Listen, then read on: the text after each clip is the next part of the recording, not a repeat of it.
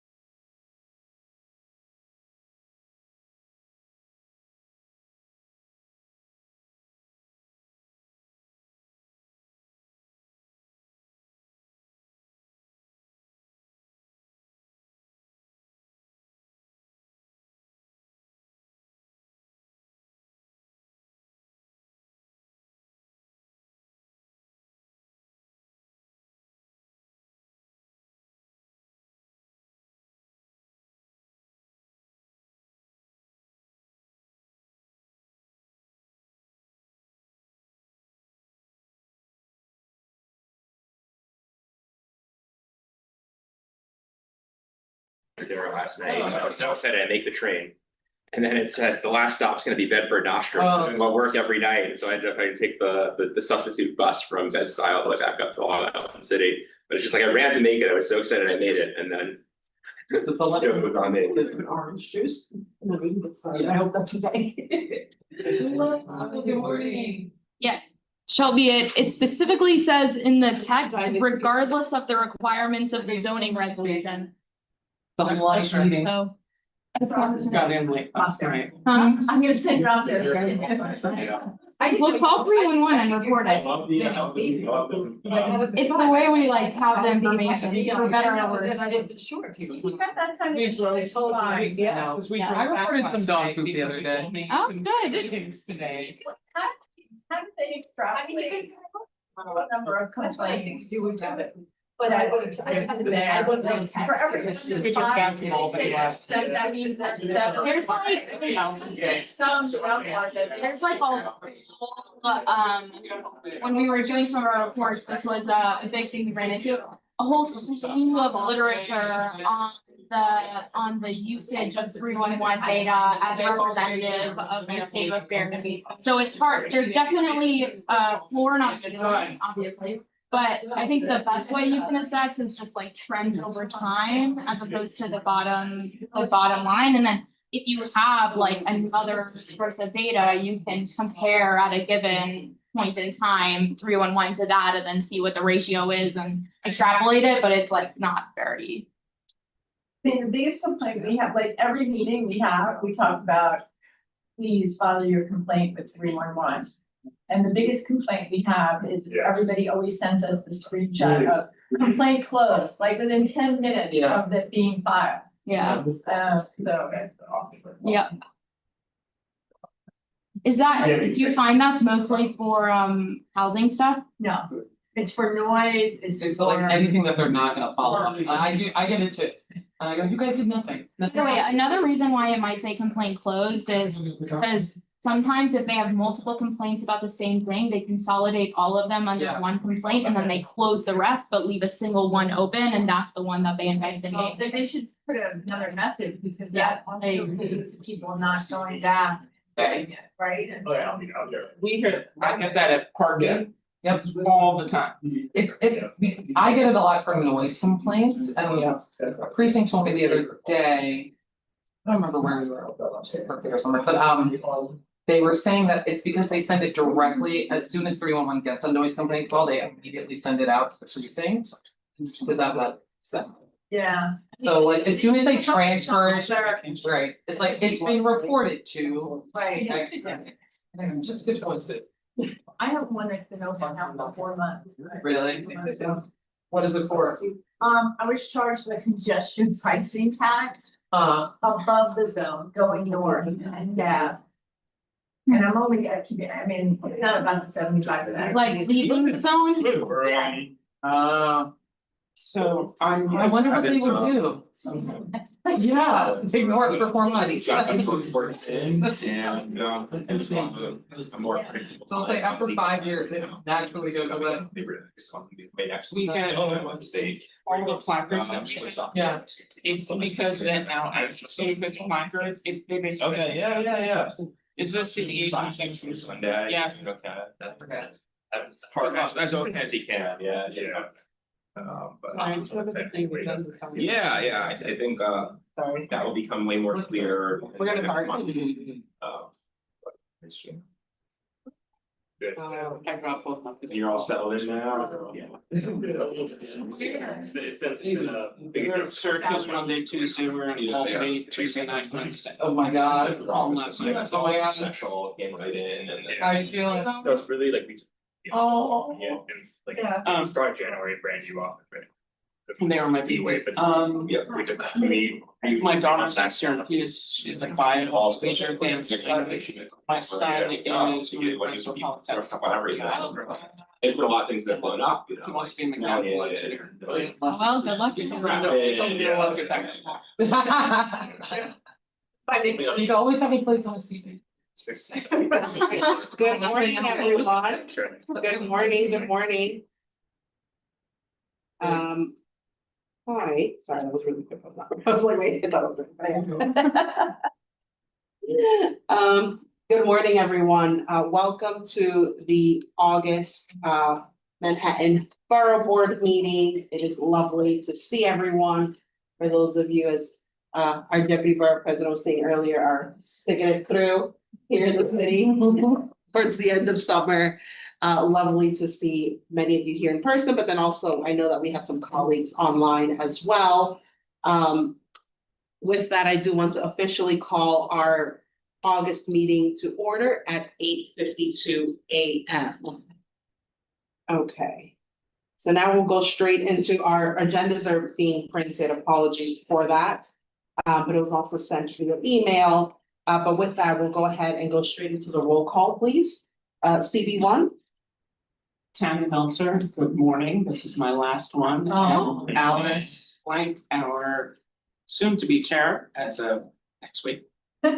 Is doing great. Good morning. Thank you, Tammy. We will miss you, but I know we'll remain in touch. And Alice, we look forward to officially welcoming you next month as the new chair for CB1 beginning in September. CB2. Nothing to see online. Okay. CB3. Don't see the new chair for CB3 online. Okay, CB4. Morning, good to see everybody. Kevin Collins, pinch-hitting for Leslie Murphy. Great to have you, Kevin. Thank you. CB5. Brad Sherburne, hello everyone. Good morning, Brad. Good to see you.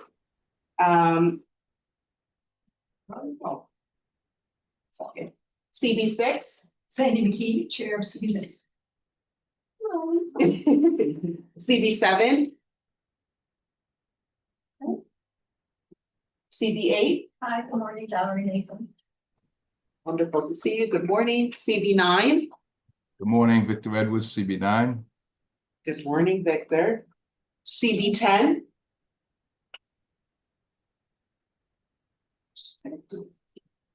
CB11. Good morning, Don Rios, CB11. Good to see you, Deb. Good morning. And then CB12. Morning, Anthony Viola, Chair of Community Board.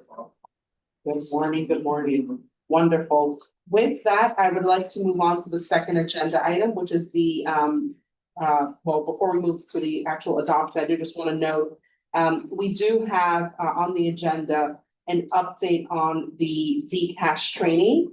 I would like to recommend that we move that a little bit back. Our colleague Xavier is running a bit behind, so we'll just adjust the agenda accordingly. If that's okay with everyone here, I'd like to ask for a motion to adopt the agenda as amended. So moved. Thank you, and that's a second by, Second. thank you. That was a second by Sandy. Great. Moving on now to the adoption of the July 16, 2026 Borough Board minutes. Is there a motion to approve? Okay, thank you, Valerie. Is there a second? Second. Thank you, Anthony. And with that, we'll now turn it over to our Deputy Borough President, who will provide a report on behalf of our office. Good morning, everyone. Thank you for making your way down here. As I said earlier, I know it's early, I know it's August, I know we're in the dog days of summer. I know you have children, they are not in camp or in school. I apologize. Getting a lot of personal texts blaming me in some way. I have no control over it. So, good morning, thank you for being here. Just a few updates for everybody on things that you've heard a bit about. But we're really excited, looking forward to September, looking forward to meetings returning. Brad could not be here this morning, but sends his well wishes and thanks as always for all of your work. A few updates. The recent attack at Central Synagogue was really disturbing for many of us, I think, throughout the city. We're grateful to the NYPD as always who acted quickly to apprehend the suspect. For us, it's really an indication that synagogues, Jewish institutions, but like any institution of worship in New York City, they really spend millions of dollars a year on security to really make as many of their parishioners feel that they are safe in their spaces, even when they see these attacks. And these are really community spaces as well. These are not just places of worship, but places where meetings happen, where many of our groups meet and work. So we really stand and believe that it's time for New York State to consider expanding to successful securing communities against hate crimes fund and grant program to cover costs for a lot of these institutions. So that's something that we're still pursuing. We were also really heartbroken to hear about this recent tragedy in the harbor where a mother and her 5-month-old daughter were killed. We're following that federal investigation, and it's going to determine whether that boat operator was running an illegal charter business. And if that proves to be the case, we really need to talk about some accountability and safeguards for some of these illegal charter businesses that we know are operating and are not incorporating all safety measures and procedures. So that is important. An update on something that Brad supported as a state senator, where the New York's Medical Aid and Dying Act, not many people are familiar with this, recently went into effect, supported by over 70% of New Yorkers and a broad coalition of doctors, nurses, healthcare advocates, and legal advocates. It's for terminally ill New Yorkers with fewer than 6 months left to live who deserve the right to die with dignity. So we were happy to see the positive movement of that, and are going to keep you all updated on what happens there. But if you have any questions, just let us know. It's something near and dear to Brad's heart. A little bit update on housing. I'm sure everybody saw some of these latest numbers for the average rent in Manhattan, $6,655, which is a 10% increase from just last year. So in the constant fight for affordability that I know is so important to all of us that are sitting here, that was a hard blow, I think, for a lot of us to see. But what we know and what we are, I think many of us are experiencing ourselves in seeing these rising costs. So something to keep in the forward part of our minds as we talk about affordability. In the first 7 months of our administration, we have recommended for approval every housing proposal that's come before us. And that has resulted in more than 1,800 new units, with 676 of those units being affordable at this point. So we'll keep our eyes on that, but that is an update on housing and affordability, which will always be a concentration for us. An update on the MTA Open Stroller Program. Getting around Manhattan with a stroller is about to get easier. I know some of us are very excited for this. Thanks to 1.5 billion that Brad helped to secure in the state Senate, along with every local and small business MTA buses getting a dedicated stroller spot on each bus citywide. So getting a toddler on the bus should never be such an Olympic event like what we have to deal with now. So that is very exciting for us. I know we had a lot of constituents who have been concerned about that and made that known to us as well. E-bike update. Some of you might have seen this last month. A 17-year-old New Yorker was killed right here on Center Street, right in front of 1 Center Street. Literally a few hundred feet from our office and doors here. But our condolences are definitely with that family, but we cannot allow some of these manufacturers of high-speed e-moto e-bikes to continue to facilitate on Manhattan streets this way. These are Amazon, Temu, some of these e-bikes that people get. And so that's something that our office is looking into and we'll continue to follow up on. But that was a tough day, I think, for everybody who was in this office a few weeks ago. Final updates. Oh, this was very exciting. A couple weeks ago, in honor of Disability Pride Month, we convened over 50 advocates, teachers, and representatives from New York City public schools to discuss gaps in our accessible education systems. That was a really great convening. We had a lot of great conversation that came out of that. And we'll continue following up on some of those conversations and those meetings as well. This month, we also convened elected officials and advocates to discuss the pending public charge rule, which would make it so people are ineligible for green cards if they accept any sort of public assistance. That would really be disastrous for many in our immigrant community. It's critical that we're prepared to fight back on that. And so those convenings and conversations will continue to happen. We'll keep you updated on those processes, but we're looking ahead to the fall where we're going to see a lot of consequences from federal action start to hit some immigrant communities in New York City financially, and we're really concerned about that. Yesterday, we also saw another report on the likely impacts of Medicaid cuts on our most vulnerable community members in Manhattan. I'm sure many of you saw that Mount Sinai is reportedly no longer accepting certain forms of public insurance. We've seen a lot of these stories where people are suddenly getting $600 doctor visit bills, $600 copays that they didn't know about before because their insurance is being rejected by some of these major hospitals. It's important that our communities are aware of these changes to eligibility. So the city, we're working with the city and the state right now try to get out that messaging as quickly as possible to folks so that they have an awareness of what they're actually walking into these appointments. Together with Congressman Nadler, Senators Clear and Botcher, Assemblymember Lasher and Rosenthal, and Councilmember Brewer, our office wrote to Mount Sinai urging compensation parity for interns and residents at all Mount Sinai facilities. This has been a big deal, I think, for many of you who have these hospitals in your district. You've probably heard some of these concerns and complaints. Resident physicians play a pivotal role in community health. They help really run these hospital operations. And most critically, they deliver critical and personal care to New Yorkers. So parity and pay parity there is incredibly important. So we'll let you know what the follow-up is from that joint letter that we were a part of.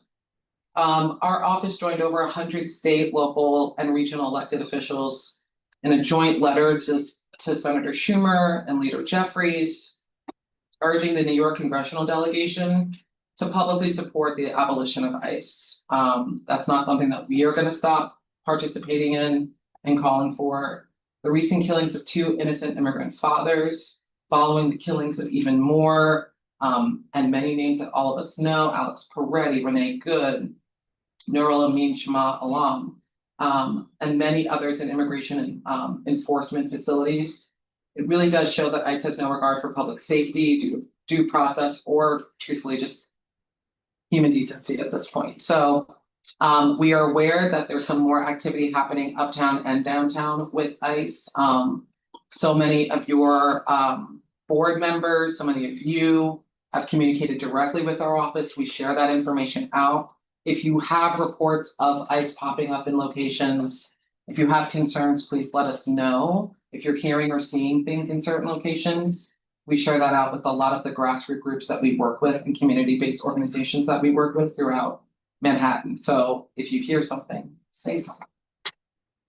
We really appreciate that. We will keep watching ICE throughout these next few months, especially. A couple of local things. National Night Out was a huge success for our office, and I think throughout the borough. Many of you, I think there were a few of you that I saw out and about at some of these things. So much fun. We had a blast. The precincts were packed, and I think what we saw most of all is community members outside enjoying each other, meeting precinct members. It really was, I think, one of those good vibe days. So it was exhausting. Brad and I went up and down Manhattan a few times, but it was a really good time, and we enjoyed seeing many of you out there, and really got a chance to thank our local precincts and officers who have worked, I think we can all agree, tirelessly this summer. And when I said that to many of them, they go, "You have no idea how tired we are. You have no idea. I can't wait to lay down." So we're very excited about that. Our office also hosted a Dominican Day celebration at United Palace with Councilmember Carmen De La Rosa. Manny De Los Santos was there. Many of you were there as well. So thank you so much for participating in that. That was so much fun. A few, and also all the family days that we've been out and about. I want to thank our CAU team led by Marielle and Porfirio, our constituent service unit team as well, who have been covering every family day in Manhattan throughout the summer. It's been a really great opportunity for Brad and I to come out and meet and talk to so many of our NYCHA residents and community groups throughout Manhattan. So thank you all for being there and participating in those as well. Some upcoming events that we want to put on your radar. On September 8th, many of you, I think, probably just got this invitation yesterday. We are going to be having right here at 1 Center Street our opening for our new gallery exhibit, which is going to be called Manhattan 250, the Cityscape and Popular Prints from 1776 to 2001. So we have some prints from the old print shop, which are I don't know, I feel nervous touching these things, honestly. When we first got them, they are very old, very beautiful pieces of Manhattan throughout from 1776 to 2001. Sort of also spotlighting 9/11 in some of those images and moments too. So really excited for you all to stop by come September 8th, but if you can't, it will be up. So at any point in time, come visit our office and you can take a walk through our gallery. For those of you who don't know, our gallery is that hallway right there with the white walls. That looks like it needs to be painted. And our next Borough Book Club is on September 15th with our second book called Empire of the Elite. By Michael Grimbam of the New York Times. We'll share out more information with that soon. But we're really excited about that. Our last book club that we did, which was our first one, we saw a couple hundred people show up from different Manhattanites who were excited to just come and listen and share their thoughts on some of the books that we've selected that really concentrate on Manhattan through the years. Lastly, and maybe our most exciting thing, we would like to invite all of you and your community boards. We'll be sending out formal invitations shortly to our Manhattan Community Board Member Appreciation Reception. That's going to be on September 30th at the Met from 5 to 7. We have booked the Temple of Dander just for all 600 of us for a nice intimate fun evening. But we are, obviously very dedicated to making sure that our community board members, including obviously our chairs and your staff, get a chance to meet each other, get a chance to experience each other, get a chance to form some connections. And also just a thank you before we put everybody to work all year long. So we will be at the Met, we will have it booked, we will all be fancy. I'll be fancy, y'all be fancy if you want. But it's gonna be a fun celebration. So please, please, please, if you can make it on September 30th, we'd love to see you there and see your boards there. Anything else I was supposed to update people? Okay, that's it for so far for September. We're gonna have a lot of activities in September, and we'll be visiting many of your board meetings in September, as many as we can hit. So thank you again for being here this morning. Just a few updates that we have, but really looking to be up and running and back and everybody working at full speed by September 1st. So thank you. Marielle, back to you. Thank you, Deputy Borough President. And I would just like to add, I think to your point around, obviously we're having this appreciation event at the end of September, really looking forward to having everyone there. But even though, a lot of your boards don't meet over the summer, we know the work never stops, right? And so really, real true appreciation for the work that you all do. Your volunteers, I get it, I'm a former community board member myself, and so really, really appreciate working with all of you. All right, before we move on to our next agenda item, I do want to acknowledge a couple of colleagues that have joined us since we started. CB10, Chair Marquise, good to see you. CB11, Adem, good to see you. I think maybe at that point I might have caught you both when we were doing roll call, I'm trying to remember. I also want to acknowledge the new chair of CB3, Arnett, good to see you. Welcome, Arnett. Welcome to your first, this is not your first borough board, I think you were at a previous meeting. But in your new capacity as chair of CB3, welcome, looking forward to working with you.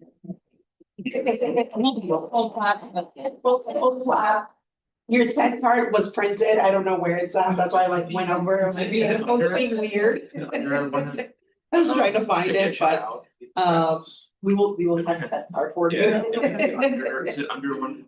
This fine. No, we'll find it where it's tight somewhere. Checked. Just like. That's There's one under balance.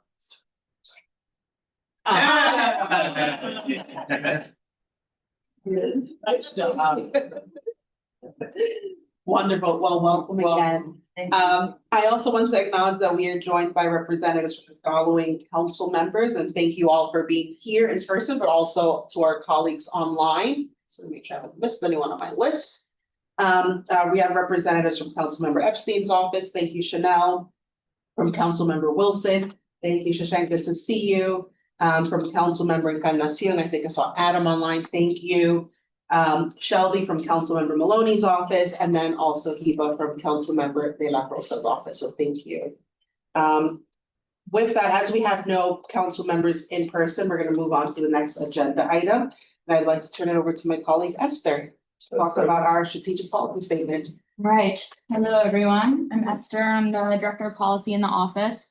So as some of you might know, and as we found out several months ago, there is a quadrennial report that is mandated by the city charter for borough presidents to put out basically once a term. And it's termed the strategic policy statement in the charter. It mandates that it is produced in consultation with the community boards. So we this year put some thought into what it means to put out a strategic policy statement. You all were part of the process for some of our other lengthy policy documents, and much love to those documents, but I think not so many people read them. And we were thinking about what is the most resourceful and productive use of this report. And we decided to turn it into, instead of a very lengthy, jargony document, around 10 to 15 policy one-pagers that can be designed by our office, but then reproducible for the public. So for community boards to use to share with your members, community members who want to be more civically engaged, or for schools to distribute to students who are interested in policy, or to leave at libraries, or for elected officials to use, whatever it is. So each one, and it's with our design team now, but each one will likely have one side that is a broad policy issue. So think something like mass transit or housing or environmental protection or things like that, with a few basic resources, stats, and points that are accessible to the public. So we're not trying to get into like, we're not trying to get very scientific. We want the top lines that people can read and feel like they have a basic understanding of the issue and also how it impacts Manhattan. They're meant to, end of the day, be educational. Then on the back, we'll dive into a specific sub-policy or project that we think is particularly meaningful for Manhattan, particularly impactful, and also maybe less well-known by the public. And we're hoping to also have a few action prompting pieces on each of these. So something like, maybe we're talking about catch basins, and the action item is make sure to report when you see a clogged catch basin. Or if it's immigration, maybe it's sign up here to do a court accompaniment. So basically a way to really action the public, make them feel as though they're engaged on the issue and not just simply learning about it. That's the concept. Also open to thoughts on the concept. It's all in design now, but we wanted to hear from you all and from your board members about which topics and which specific policy issues would be most meaningful to have on hand as like educational items, and what action prompts could be most impactful for the policy issue, for advocating for the issue, but also meaningful for the person as like a means of engagement on the issue, maybe a first point of entry for them. So with that, we have a long survey that will be sent out. It's very open-ended, and also you don't have to fill out the entire thing. It has about 25 various categories, and then a few questions about each one. So one, just like, what do you think are what's the important information about this issue that we should most highlight on the front page? And then open to ideas from you all on the specific subtopics that we should highlight on the back.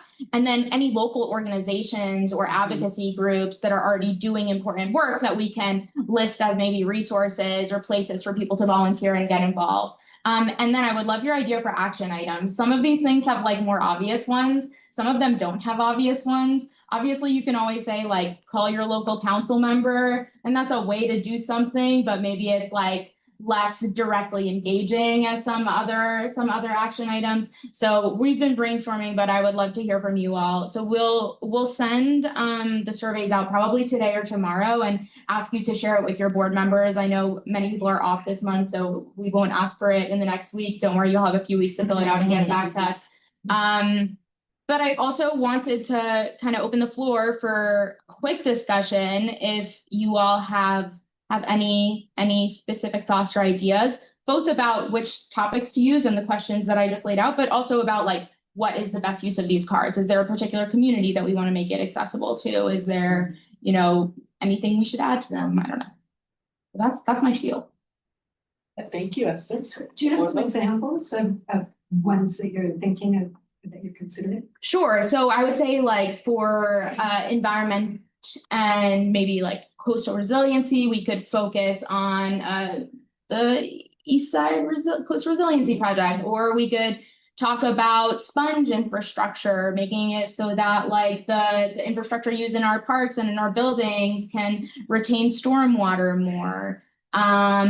For housing, maybe we talk about the housing court infrastructure, and for parks, maybe we talk about like deferred maintenance of brush and detritus, which can lead to brush fires. That's like the kind of thread I'm trying to needle, but I also, this is very flexible. Thanks for that, and if I can add to what Esther shared, the idea is to publish multiple of these, so it's not just one single, you know, issue area. So we certainly appreciate everyone's input. But Sandy, and then I think it's And I would say for parks, it's about how to volunteer in the park, how to get engaged with your park.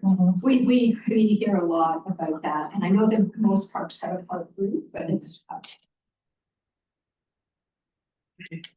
So being the CD that probably has some of the largest CD3 resiliency projects, one of the things that I'd be really careful on because they're fairly highly controversial.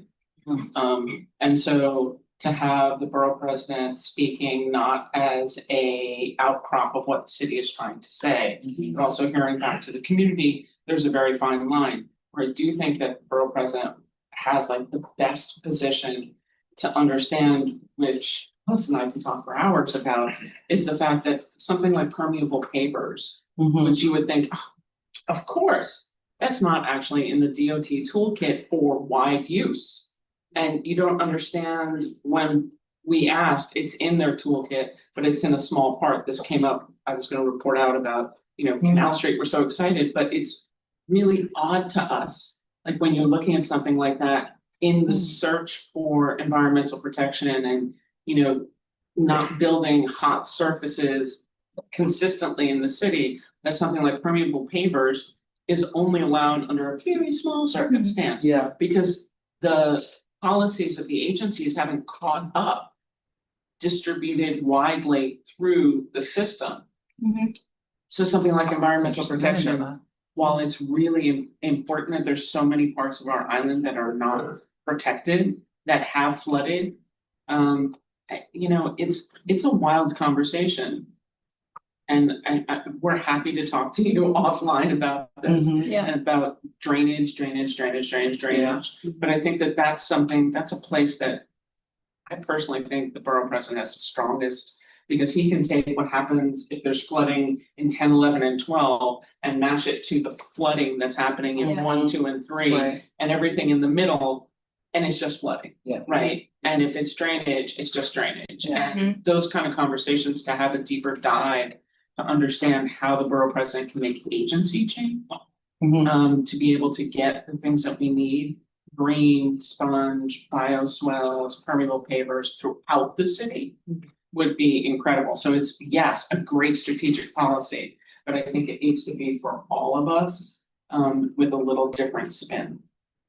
Sure, you know what, I think that actually raises a good point, which is that these are meant to be borough-wide resources. So I think to that end, maybe a version of this is on the back, it's stormwater resistance, but not like coastal resilience, right? So specifically, what about the inlands, which are less focused on in these conversations, and what are the different tools that the city has to prepare for that type of stormwater? And we list a few of them.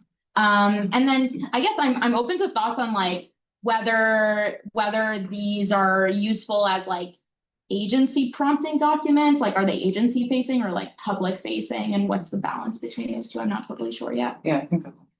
So I wonder, in terms of it being in consultation with the community boards, is there a world where when they're being reproduced and distributed, we can take and leave whatever content is developed by this office, but for our own purposes, add maybe a paragraph to each of them? Oh, that's a good idea. Yeah. So in other words, they could come to us. Yeah. Well, and we would include a little passage at the end, like, we agree with this, here's how this applies to community district law.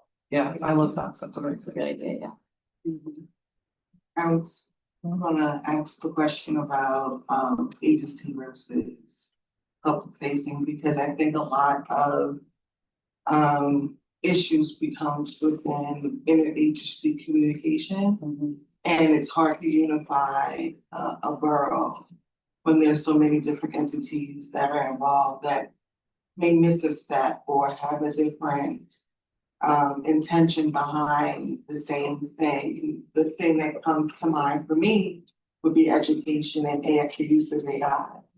All our districts have different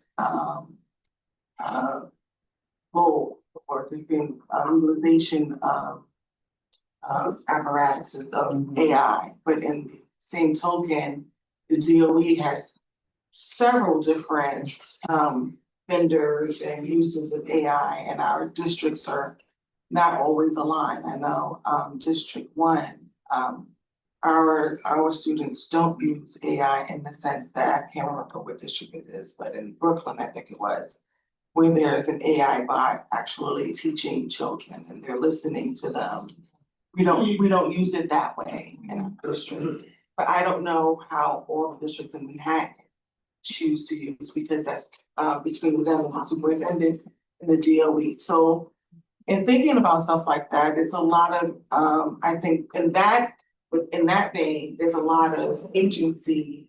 I mean, there's a lot of talk within the agency to figure out what's what. So I don't know how to frame that strategically for Manhattan. What I'll say is that, you know, we can't do everything with one project, right? What we're putting out is an educational resource. And so to that end, it will be mainly public facing, but I think what it can do is like prompt conversation that can then lead to agency facing action. So like, this is not a limitation on like what we want to do on these issues. It's a resource that I hope can build conversation that didn't already exist and build coalitions around issues that didn't already exist that can turn into agency prompting stuff also. So like, you know, we're always down to send a letter. We can even, yeah, that's true, but we can even think about even the structure of the template of each document. And if there should be like a subsection that is sort of like what the city can do, right? So not necessarily being the meanest and most aggressive form of being like, DOT do this or DOT think about permeable pavement, right? But something that sort of does call out saying, we could think about a consistent, like we need an update, you know, a quarterly update from DOE on how they're moving to ensure that there is a comprehensive AI policy for all NYC public schools, right? Like something that does call out an agency, and then we can always follow up in a more private sort of interagency manner, but building that onto the document so that the public knows that there are things that we're saying that the city should be doing and exerting some light pressure that way, in a public facing way, and then following up privately as well. Like those could be, that could be like a consistent thing we do on each of them. I think that's a great idea. Sorry, one second, Alex. The other thing that I just want to add that ultimately, I think you captured this, and I can't recall, excuse me. But these are not just for our community board, these are also documents that we would want to share with, you know, all community stakeholders, whether it's our community education councils, our precinct community councils, our bids, any community groups that you work for, really kind of building community and coalition around these issues, you know, and then kind of using that statement as a starting point to start these conversations. I'm sorry, that was exactly my point. I was curious about what your consideration was for the expertise in the world at large as not-for-profits who are dedicated to so many of these issues and how they can be folded in and be helpful and effective in pushing forward on so many of these things. Yeah, so I think we're gonna have a section that's literally like where to get involved, and it's like a nonprofit to reach out to, and that's actually one of the questions in the survey is like, which nonprofits and organizations do you think are like good? And I will say like better choose like the umbrella orgs. I think we want these to be, there are a lot of issues we can educate the public on that are not so controversial, you know, and are just missing the right resources or missing the right coordination or missing the right education, and not like actually representative of two sides that really disagree with each other in Manhattan, which is not the type of thing that we're looking for here. So nonprofits that we know do good work, and are especially good at like activating the public, I think, for the types we're looking for here. So that will be coming to you. So some thoughts, yes. Yeah, just some potential topics, emailing with the chair, so share a couple topics. and we need to do a little bit further analysis, but thinking about affordable housing, educating the public about tenants' rights, and then find resources to find that. A list of resources for community members to more easily access affordable housing lobbies. Quality of life issues, they should have public toilets. Safe and clean park spaces where they, the wholesale approach to clean streets, curbside, et cetera. And one last thing we were thinking about, we have a new committee called Economic Development and Public Safety Committee. It rolls off the tongue, right? But how can Two small things, yeah. how can we get community members involved in helping small business? To address less vacant storefronts and less of a more cost versus then. Sometimes we see it's small businesses trying to open up or have hours, the community have us versus them, whereas we have more of a collaborative approach. And the same thing with the NYPD, getting people involved in monthly community precinct meetings and other ways to be involved with the NYPD. Yeah. Those are great. Thank you for that, it's really helpful. We could maybe take one or two more hands. I'm back into keeping them. No. Never that things. I also want to make space because there's a yes. couple of chairs online as well. So for our community board chairs that are online, I also want to acknowledge that we've been joined by Councilmember Brewer. Thank you. Good morning. For our CB chairs online, if you would like to add anything to the conversation, please raise your hand. I don't see any hands, so. Anyone else here in the room? Not over the tabby. Okay. All right, so we will go ahead and move into where we're meant to get an update on our DCAS training. As our colleague's not here yet, we can jump into CB chair reports and then do the. Can I add two things, sorry, Sure, that I missed from my report? The first is we are in back to school season. I've been all over Manhattan handing out books and laptops and book bags to kids. Fun part of my day. If you have activities happening in your district, if you would like us to attend, if you would like us to promote, whatever, let us know. If there's some back to school things that you think need some support, we are planning a back to school event that we'll be hosting sort of out of our North Manhattan office as well. So we'll share information about that. Once we have all of those things finalized, we'll have a discrete number of book bags to give away. A very hard number. I don't want to turn away crying kids or anybody, but I will let you all know about that soon. And we're really excited about that. And also, many of you will probably get invitations to our Immigration Welcome Center ribbon cutting. We've been doing a lot this summer and having conversations, sort of as we were just talking about, with a lot of grassroots organizations throughout Manhattan that are working, I mean, so impressively, whether it's helping with asylum applications, court accompaniments. There have been these massive issues where court dates for pending court dates for many people have been moved without their knowledge and moved up drastically.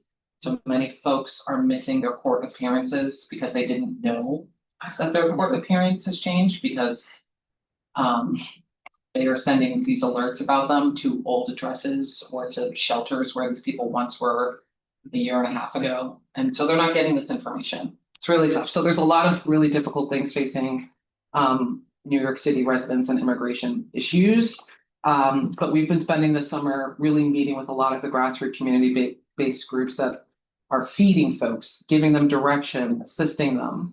If you have groups that you know of that you think that we should be talking to, that should be considered a trusted partner that we can then share out to folks who are in need of these services, let us know. We are really building that up to try to ensure that people know where they can go, where they're not going to be scammed or charged incredible up fees or promised things that are not true.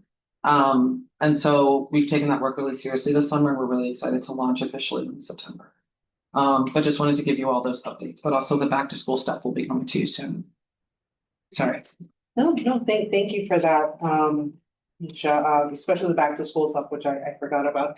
I do just want to open the floor for our council member Brewer in case you have a report that you would like to share with the board.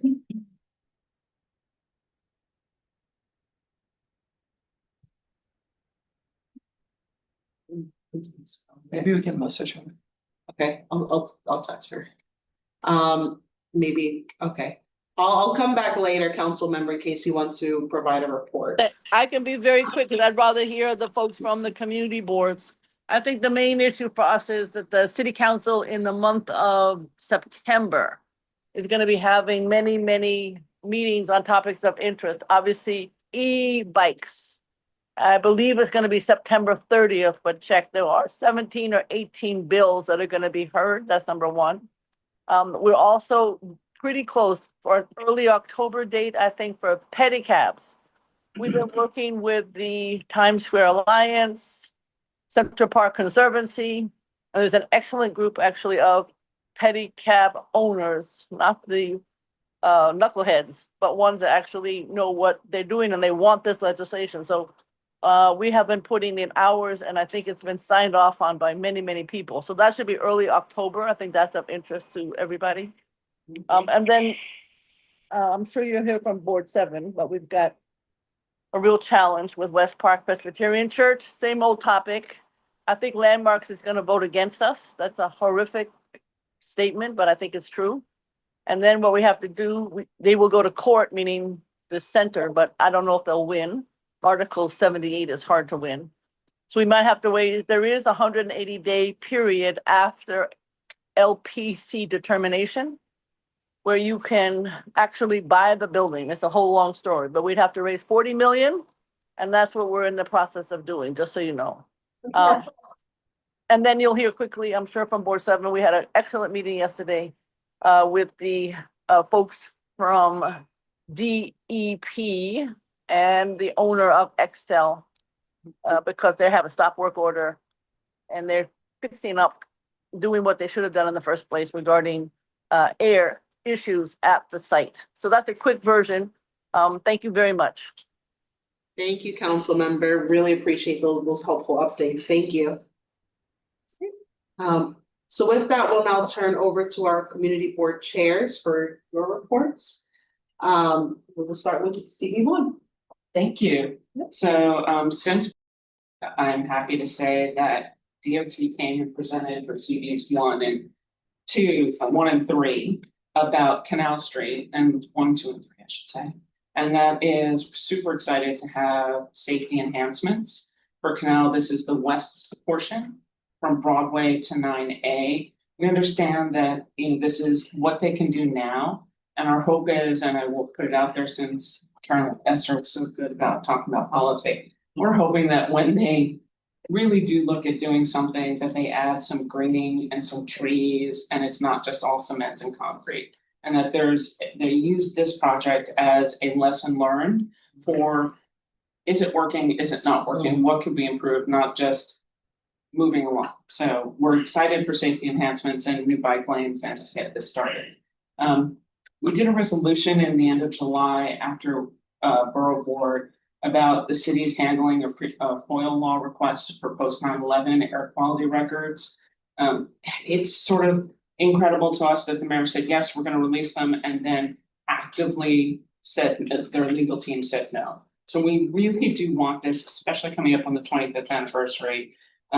World Trade Center Health Program, we did a resolution because there are new policies in place. So if you are a 28-year-old person, you are supposed to find your pediatrician from when you were an infant and get medical records, which is not impossible because they're not required to be saved. So all of that, and about placements of Omni machines. We notice that there are a lot less Omni machines in the subways, even the accessible subways. So having to have people make the extra steps to find them, we'd like Omni machines exactly where all the other machines were and the booths were, to really maximize opportunities and minimize transit issues. So upcoming, We are really thrilled that the 9/11 Memorial Museum is doing the 7th Moment of Silence for the community. This has been I would call this a 25-year discussion with the museum about really saying those of us who live, work, visited, deserve to be able to be on the site that day. So we're really excited about that. Afterwards, the community board has always done a gathering by the survivor tree as a nice thing, and I welcome anyone who would like to join us. In August, we will have one meeting because it always seems like we need to. Downtown Skyport is coming. I know this is of interest to Gail. And EDC, they did a pilot increase in capacity with a change in operating hours specifically targeted towards tourism and noise complaints. And so they will come next week on Tuesday to give us their update. Also in September, to add to Councilmember Brewer, there's new legislation that's coming in September that we worked really hard with as a coalition about third-party street ticket sellers, which is the issues that we have around the Battery, which have not abated. They've been really bad through the summer. There's as many as 75 people out there on the street telling people everything from the park is closed, the boats are sold out, you can't come in without a ticket. It's just kind of incredible. We would love the borough president's help in ways that, for example, we would love the same way as at the airport, there's tons of signage about do not get to somebody who approaches you. We'd love signage in every one of the mass transit stops. So at Bowling Green, all sides, over by the Staten Island Ferry. They even sometimes sell tickets to the Staten Island Ferry, which we all know is free. So that's coming. We'll hopefully do a press conference in the park sometime in the next couple of weeks. We also have 100 Gold coming up, which will come back to us for their ULERP this fall. Please stay tuned. It's an unusual project because it's 90% studios and 1-bedrooms. And you would think out of thousands and thousands, we could do a better balance so families could afford to stay in a education-rich district. District 2 has incredibly good schools and we have open seats. So we would really like that kind of a conversation, and there's a ton of other things to review on that. We have Independence Plaza, which has filed their environmental impact statement. I'll just leave that where that is. And you know, 5 World Trade Center is a place that we would like to have the borough president be a new advocate for us. It is fully stalled. We are thrilled that American Express is taking Tower 2. That's great news, but we need to move to Tower 5 now. Let's build the housing. Let's find the programs. Let's figure out what incentives. Let's talk to people and see if we can get 5 going. And with that, I want to say thank you to every chair and every leadership and the borough presidents. This has been a job that I absolutely loved. I have never done anything else in my career that was that exciting, nerve-wracking, annoying, frustrating, but met better people who service it. So I want to say thank you to everyone. I've learned something from everybody and I continue to learn, and that has made this job joyous beyond belief. So I'm not going away. Alice is here. We've been partners for 6 years on this, and now my job is to answer any question she has. And we have, and you'll answer our phone call. I am not going anywhere. You all know how to reach me, and I'll come back in because I'm hoping that we can transform the east side, which is my next major project, to be as beautiful as the Battery and the west side. So come visit, come walk. If anybody would like to walk from Battery Maritime all the way up to Montgomery, and we'll show you all the opportunities we have to make that beautiful like the other areas. Well, let's give a big round.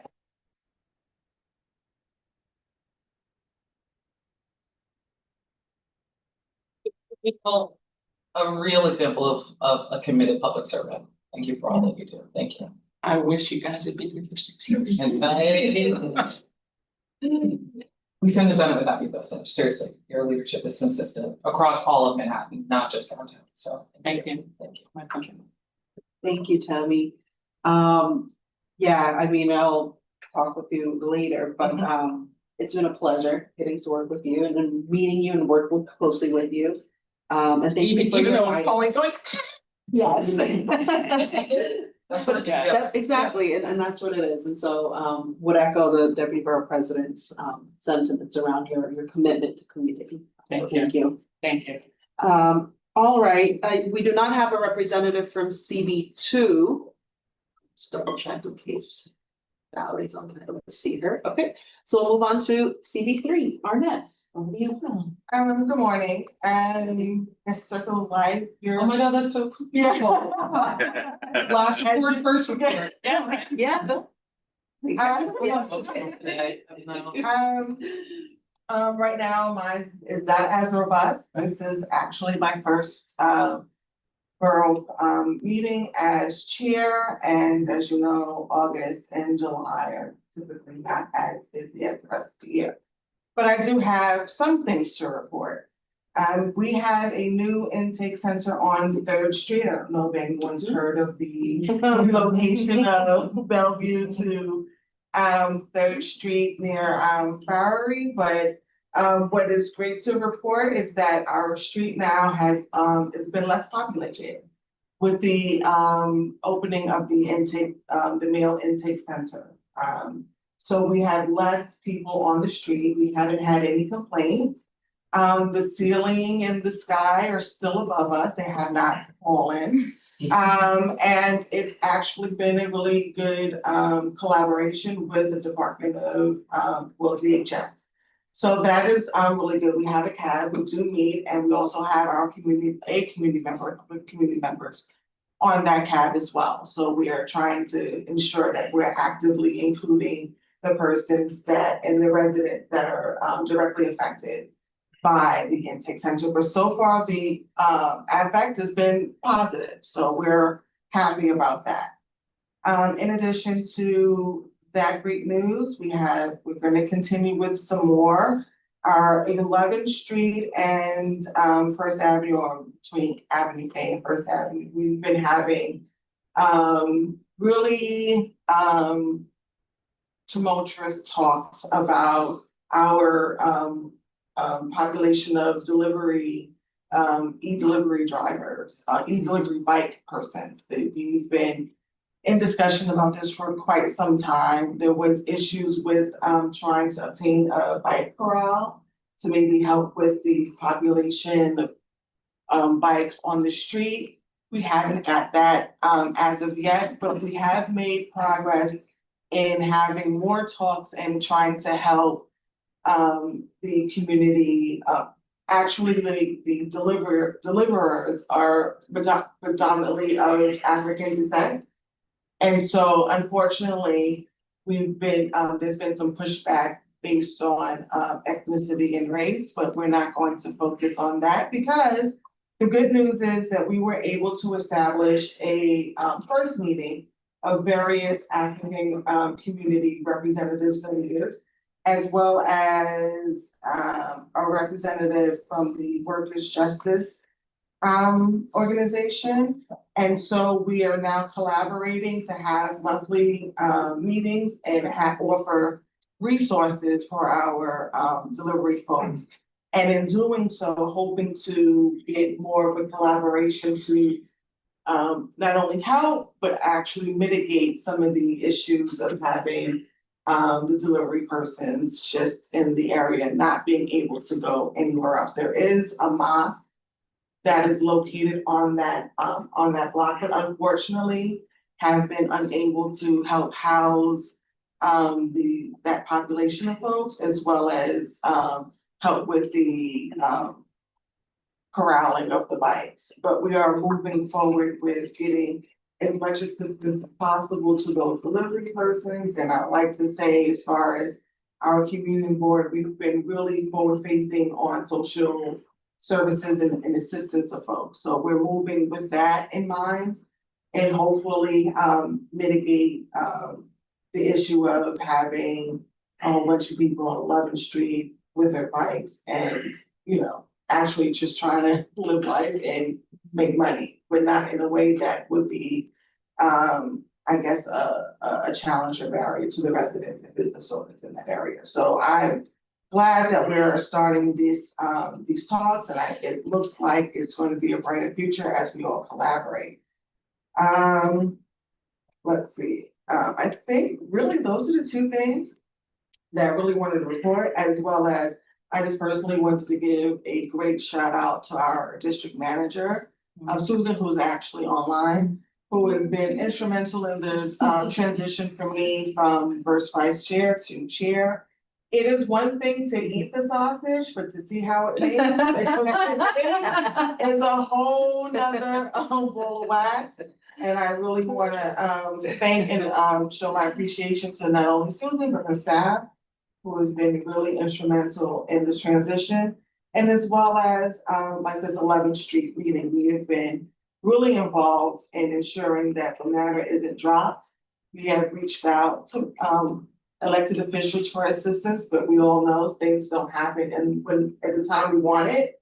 So we haven't dropped the ball, and we're consistently in conversations and trying to mitigate the problems, as well as be as open to the community as possible, so that there is continuous conversation, and wherever there can be some improvement on our end, we will do so. So I just want to give a great shout out to Susan and thank you. And that's all I have.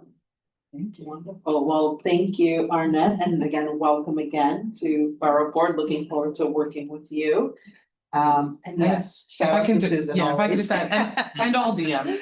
Yes. We bother your DMs, you bother your DMs. Always a thank you to district managers. 100%. Thank you. And then CB4, Kevin. Hello, everybody, I'm Kevin, pinch hitting for our chair, Leslie Murphy. Couldn't be here, she sends her best wishes. I know I have 3 minutes, so I'll try not to call time out. Stoppage or extra time like the World Cup. Last week, we spoke at a press conference in support of landmark designation for our main Guadalupe Church for its historical, cultural, and architectural significance. The church was already determined eligible for the state and national register of historic places in 2011 for its important historical events and architectural style. And we believe it meets the criteria for consideration of the Landmarks Preservation Commission's equity framework. This is also New York City's first Hispanic language church. This is one of the pillars of our community for decades and tells the story of immigrants. Generations of New Yorkers have worshipped here, learned, gathered in the community. It's our goal to see LPC designate this as a landmark. In early August, like many folks, we attended the National Night Out from the South and North. Great event to bring the police and community together. In late July, we were pleased to be the first partner for the inaugural New York City Office of Prevention of Hate Crimes for a Breaking Bread Building Bonds event. It brings New Yorkers and community members together over a meal to strengthen community and build bridges across diverse communities. Also in late July, we were glad to promote the start of the Police Athletic League Summer Play Street, Happy Playground at 43rd Avenue. This provides a safe environment for children and teens to play together and socialize. The same day as the last Borough Board in July, in the afternoon, we joined the elected officials and city agencies who walked through homeless encampments on the far west side. We're glad that more than a dozen folks have been brought off the streets and connected to services and care as the encampments are addressed. We have the ongoing issues that I think people are aware of, that there's a 7-day outreach by the Department of Homeless Services, and then sometimes people will just move up around the corner and resets the clock. So that continues. But even as some sidewalks are cleared, it shows the difficulty of addressing these issues one by one location by one location. So we firmly believe in a permanent multi-agency solution to connect people with shelter and supportive services, bringing together the city agencies, law enforcement, and community organization. And we believe in continuity of care, services so you can get people stabilized, but also then into housing situations. We continue to support immigrant rights and push back against ICE overreach. Monitoring the NYCHA, Fulton Elliott housing situation. We have a specific work group on this that's trying to coordinate with city tenants and stakeholders to address this. I know we're seeing more applications using 45X that replace the 421A program. Whether the building has 99 units or less, or 100 or more. And this deals with not only how much money the workers get paid, but also the number of affordable units and the AMI mix. And some buildings share common entrances and areas and gyms and outside spaces. Asking the question if these are separate buildings or really one single building. I'll end with positive news, also about district manager.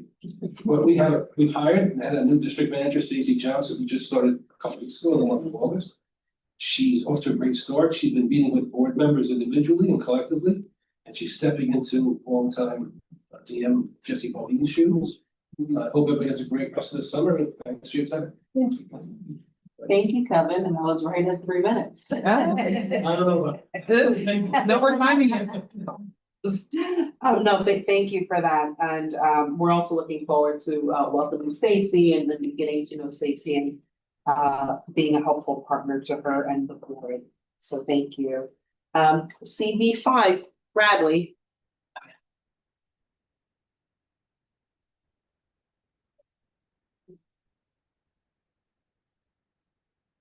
Hi, Brad. Are you available to give the CB5 report? Hi, sorry, I am, yes. Over to you. All right, thank you. It's been August break, it's been a relatively quiet month for CB5. We're getting started back up with some, with our committee meetings this week for the upcoming cycle. We have a few applications, some of our land use and our parks. We are reaching the end. I've mentioned this a few times here of our parks survey for kind of the use of the commercialization of our parks. So I think probably not this cycle, but the next one we'll have recommendations coming out of that task force, which we're very excited for. There have been a few meetings relating to Penn Station for us, but it's been, I think, still not a lot of concrete movement that we've seen at the moment. And we still maintain some of our same concerns about the public realm related to that. And then we also have a few new members that we're onboarding. But like I said, it's been a relatively quiet summer break, which has been nice. Great. Thank you so much. All right, CB6, Sandy. Yes, good morning. First item, the Pfizer building is in our district. Our major concern with that project is there's no affordable housing. This is apparently one of the largest office conversions in the city. And to the best of our knowledge, zero affordable housing. We have quite a few office conversions that are happening. And we want to just understand how this could happen. How could we get such a big turnover of potential housing and have it not be affordable, not be some percentage? So huge concern for our district. It's a big building, all luxuries to the best of our knowledge. We're trying to find out what the vacancy rate is for non-affordable housing in our district, because we believe it's quite high. There's been a lot of new buildings and they're all luxury. So just that comparison of affordable versus outside the region.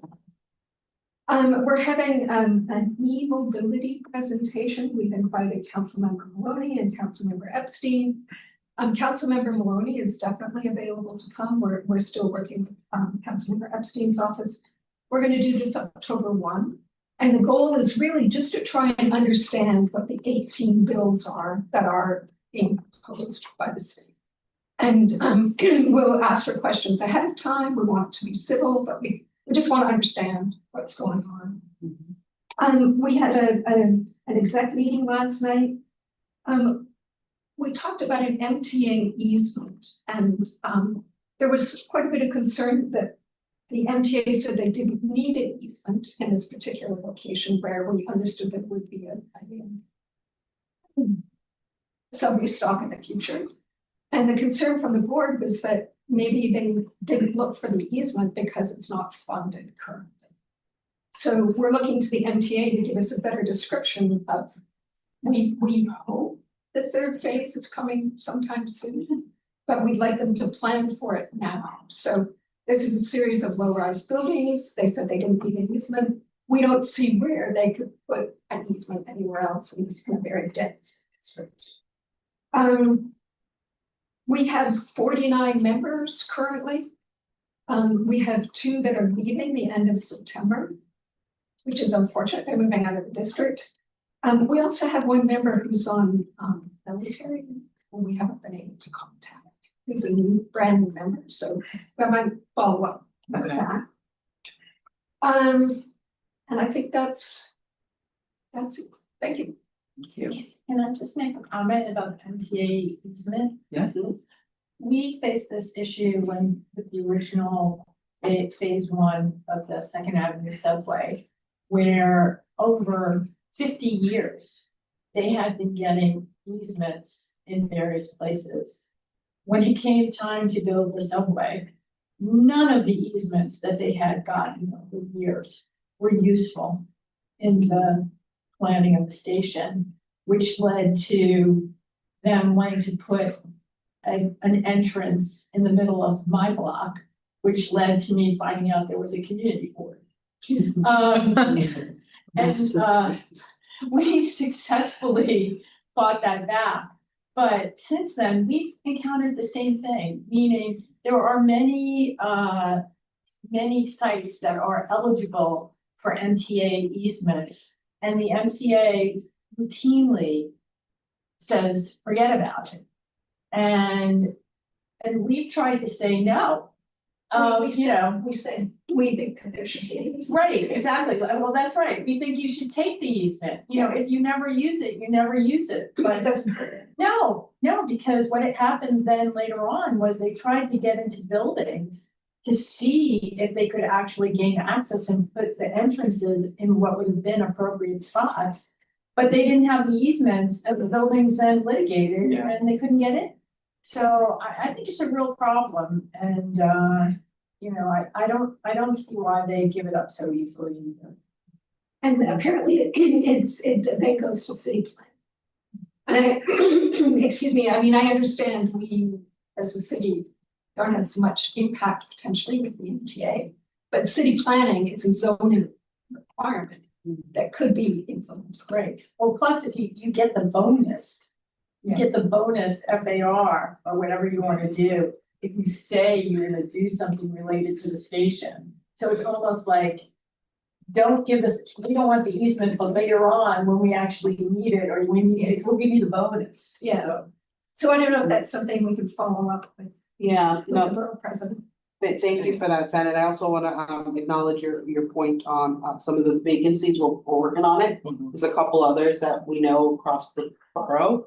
And we're trying really hard to get those done as soon as possible, noting that obviously September meetings are right around the corner quickly, and then. So it goes to the conversations about vacancy rates. And what Esther talked about in the very beginning about the average price for homes in New York City. One of the things that I challenge, even when it comes to retail vacancy, there's a concept of market rate. If your vacancies are at 24% and 22%, then is the market rate actually market rate?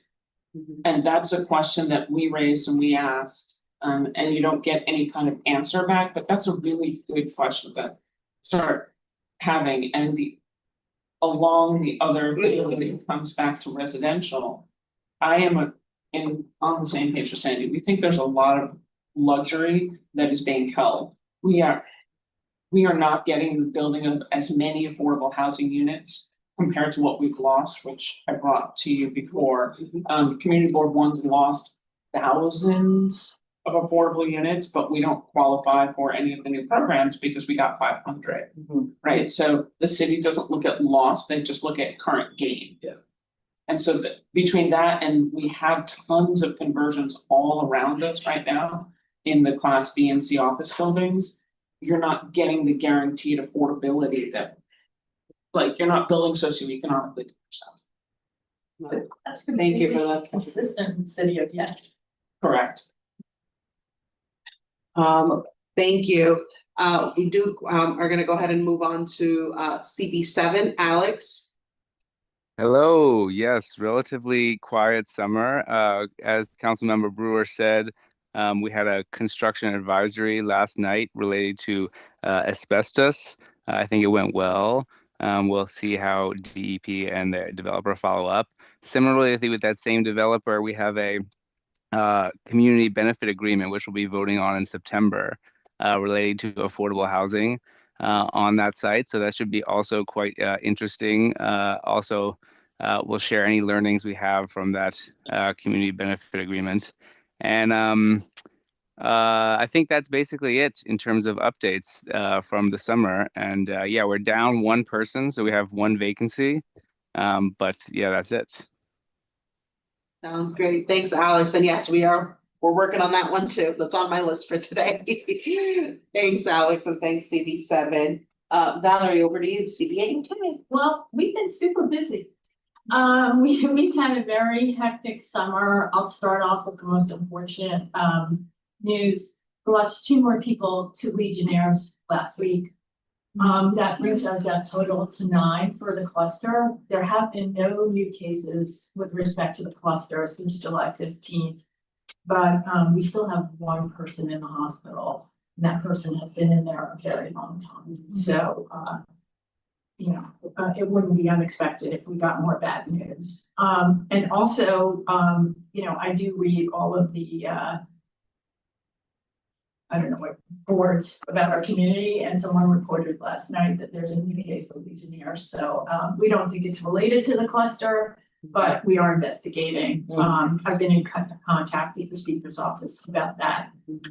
Secondly, I was smiling before because Daniel Avasar, one of our community board members, is very influential and advocated very strongly for the stroller policy and rode the bus with the borough president. So it's very exciting when you start your activism and you have such a good ending.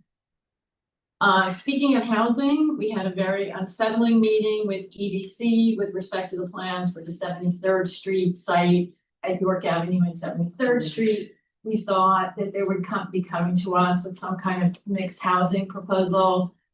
For some inexplicable reason, they are focused on the life sciences, which is just ridiculous. Well, Spark, and then the project that we strenuously objected to, which was a conversion of an RAB mid-block building for the blood center, which they said they would die without back in 2020, which they haven't touched since then and have really moved their offices to Westchester. So we were just like, sorry, thanks for wasting our time. Come back again when you have something that we want to talk about. So that was very unsettling, especially in an environment where we believe the administration is at least focused on more housing. Homeless shelters, yes, very big in our district. We've been having CAB meetings related to a welcome center on East 91st Street for the last year. Working very collaboratively with our stakeholders and with DHS. There have been incidents every single month at this shelter. This shelter is right next door to a preschool. It is a welcome center, so it is dealing with the most vulnerable homeless people, their first outreach to services. In the last 2 meetings, I've been calling for DSS to do a report as to whether this model is really viable for this location. And not saying we shouldn't have a shelter, but maybe this exactly is not the right one for this block. On the block, spending $20,000 a month for extra security for the block. I was shocked to find this out. When they do a program review, they do not include any impact on the surrounding community as part of their review. I find that to be absolutely shocking. I mean, when you do a new project, you do an EIS of some kind, you would think that after a year, especially with a new program, that they would do some kind of evaluation. Apparently they do not. I'm talking to the speaker about it, but I just wanted to make you all aware that that seems to be something that is not unique, but I find to be very troubling. we are trying to get our Rupert Park off the ground. We've been waiting 8 years for this park to be renovated. It's still stalled for a variety of reasons. And hopefully that will start in September. As many of you know, we held a special meeting with respect to the proposed containerization program. We are disputing the facts in the DEIS. They used our district as one of the prototypical districts. And in so doing, and I know this is true in 7, we're gonna lose up to 10% of our parking spaces. We are challenging that figure because even in the DEIS, you're supposed to measure a radius of 2.5 mile, 2.5 outside of where the testing point was. We were well over what would have required a secret study. So they decided to measure 0.5, they decided to measure 0.5 miles out. And we're challenging that because luckily one of our members is former head of EPA. And so apparently that's not the standard for Manhattan. So we'll see what happens there. And I want to thank everybody. I know you guys weren't meeting because I think it's, again, just a travesty that these things are put out in the summer with 3 weeks to respond. And this is supposed to be a transformational program. I think we should get more than 3 weeks to respond to that. Lastly, I wanted to mention that our district, hold on, I want to get this right. We are instituting a new system. Hold on.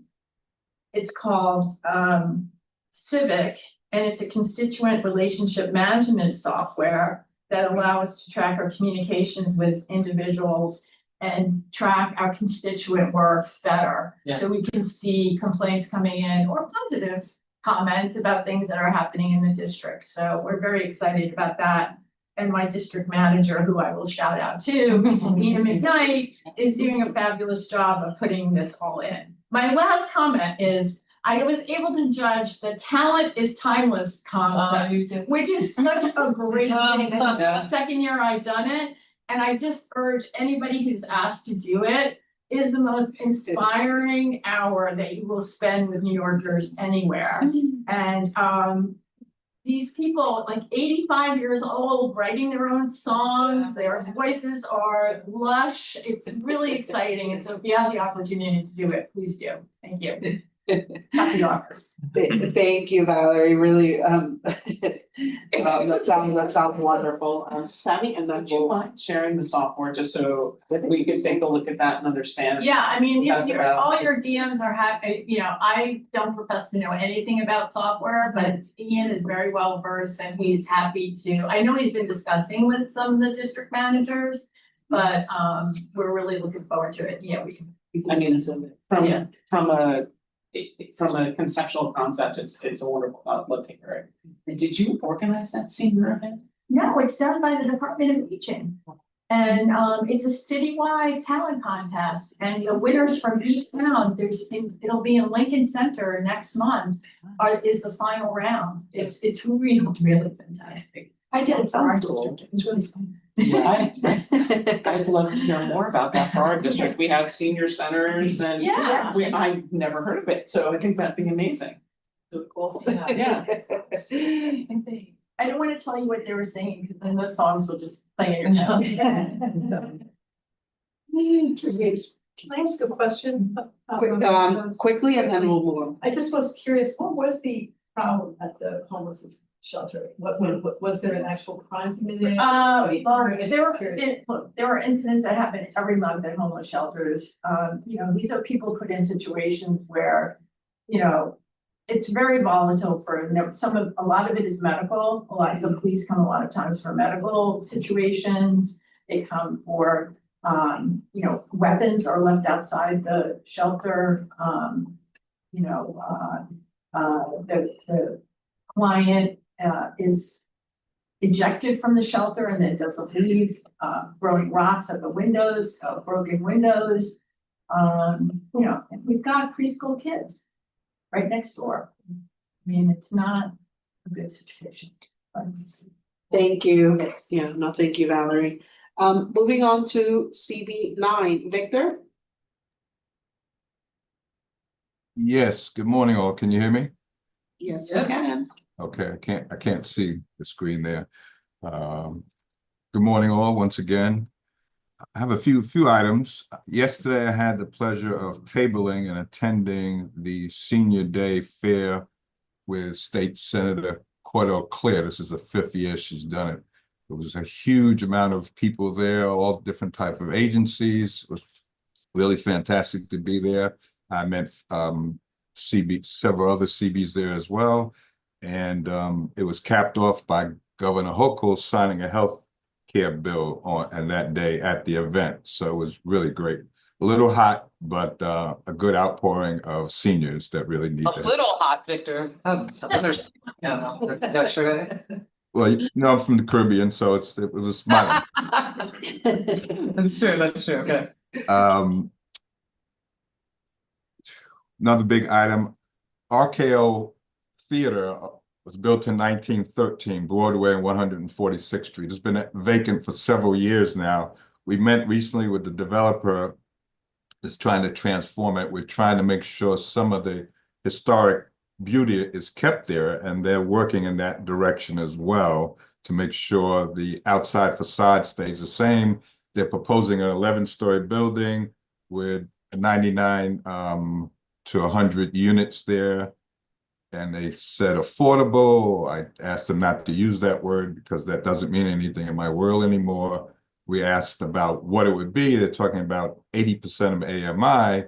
We're trying to negotiate something a little more appeasing to the community here in Upper Manhattan. So we're working with them. It's a beautiful building, beautiful theater still there. Some of the theater will be preserved, so we're hoping that works out. We'll keep working with them on that. 1727 Amsterdam Avenue is a building that is a healthcare center currently, and the plan is to tear it down and put up supportive housing. Right now, that building holds 2 health centers, ophthalmologists, and a dental clinic.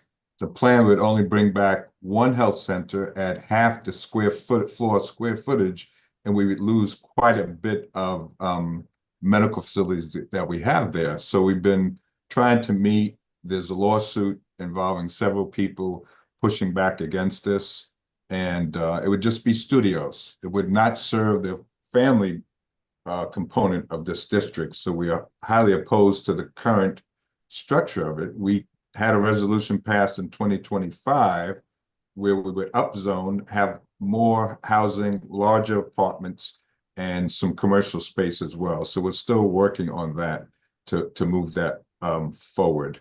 So we're looking forward to, you know, some resolution on that. I also had the opportunity to be invited to a breakfast welcoming the new Columbia president. And we brought her up to speed on some of the CBA aspects that we're still working on, and look forward to working very closely with her as well. And what else we have? Riverside Viaduct. I'm sure Anthony will speak again as he did last month about this. I attended a steering committee meeting with Sean Abreu and other members this past month. That project has been stalled for the last 4 years, and we're looking forward to moving it. There's a lawsuit there as well. Hopefully it'll move forward. The impact on the community has been great. It's a few blocks in my district more than Anthony's, but still the impact is quite enormous to the people here. So we're hoping the lawsuit will result in a new contractor taking this job over and moving it forward. Lastly, August 4th, I attended National Night Out at 2 precincts, the 26th and the 30th. And at the 30th, myself and our district manager, Yutha Prince, was honored for our work in the community. I've been working with the precinct, 30th precinct, probably since the 1980s when I was a school counselor in the area. So it was great to be acknowledged there, and the work continues to make things better there. And that's my report. Wonderful. Thank you, Victor, for that report from CB9. Appreciate those updates. Over to Central Harlem, Marquise, CB10. So over the next, I think from September through December is my last 4 months. So I'm focused heavily on transitioning. I will exit as of January 1st. We start. So currently in the midst of setting the stage, making sure that the office is fully staffed. We've hired an assistant district manager now. Our district manager is back, and we are looking to hire at least 1, maybe 2 more people in the coming months prior to December.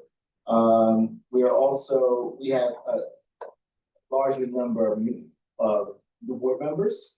And so in transition, we're also integrating new members into leadership of the board and of committees. So we're structuring that now in the midst of doing so, heavily focused on outlining committee leadership. Outside of that, there's been a lot of community engagement this summer. From community board to 10, we've been at street fairs. We bought some promotional materials. We have a tent. We have things that say community board tent, some other things. Good looking tent. The tent was looking good, right? And we've been at, just as we were, like we said, we were also in collaboration with Senator Cordell Clear at the senior event that she had, a big senior event.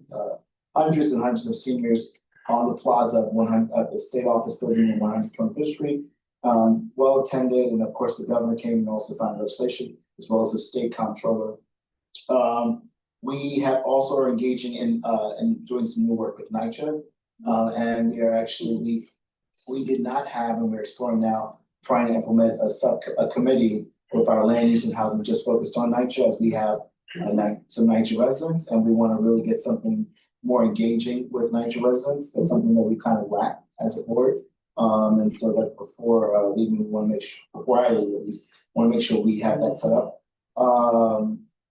We are also requesting, and this is something that's on our mind, I'm sure it's on Community Board 11's mind, the Second Avenue subway expansion, and how it's going to impact our district. We know it's going to impact East Harlem, but it's also going to be a part of Central Harlem. And so we are going to be requesting an air quality soil sample report prior to the work starting. Yeah, I mean, we're putting in that request. Our district managers started that. We're very concerned about how it's going to impact the traffic across Central Harlem. And we already have with the bus lane, and we don't know. I don't see how it's possible, but and so and we obviously 125th Street is our business district, and so we are very concerned about the impact of that. And we're not really getting any answers, and so I think that, whatever support we can get also from the borough president and requesting certain things from the MTA, I'm sure we need everyone's to help us with that.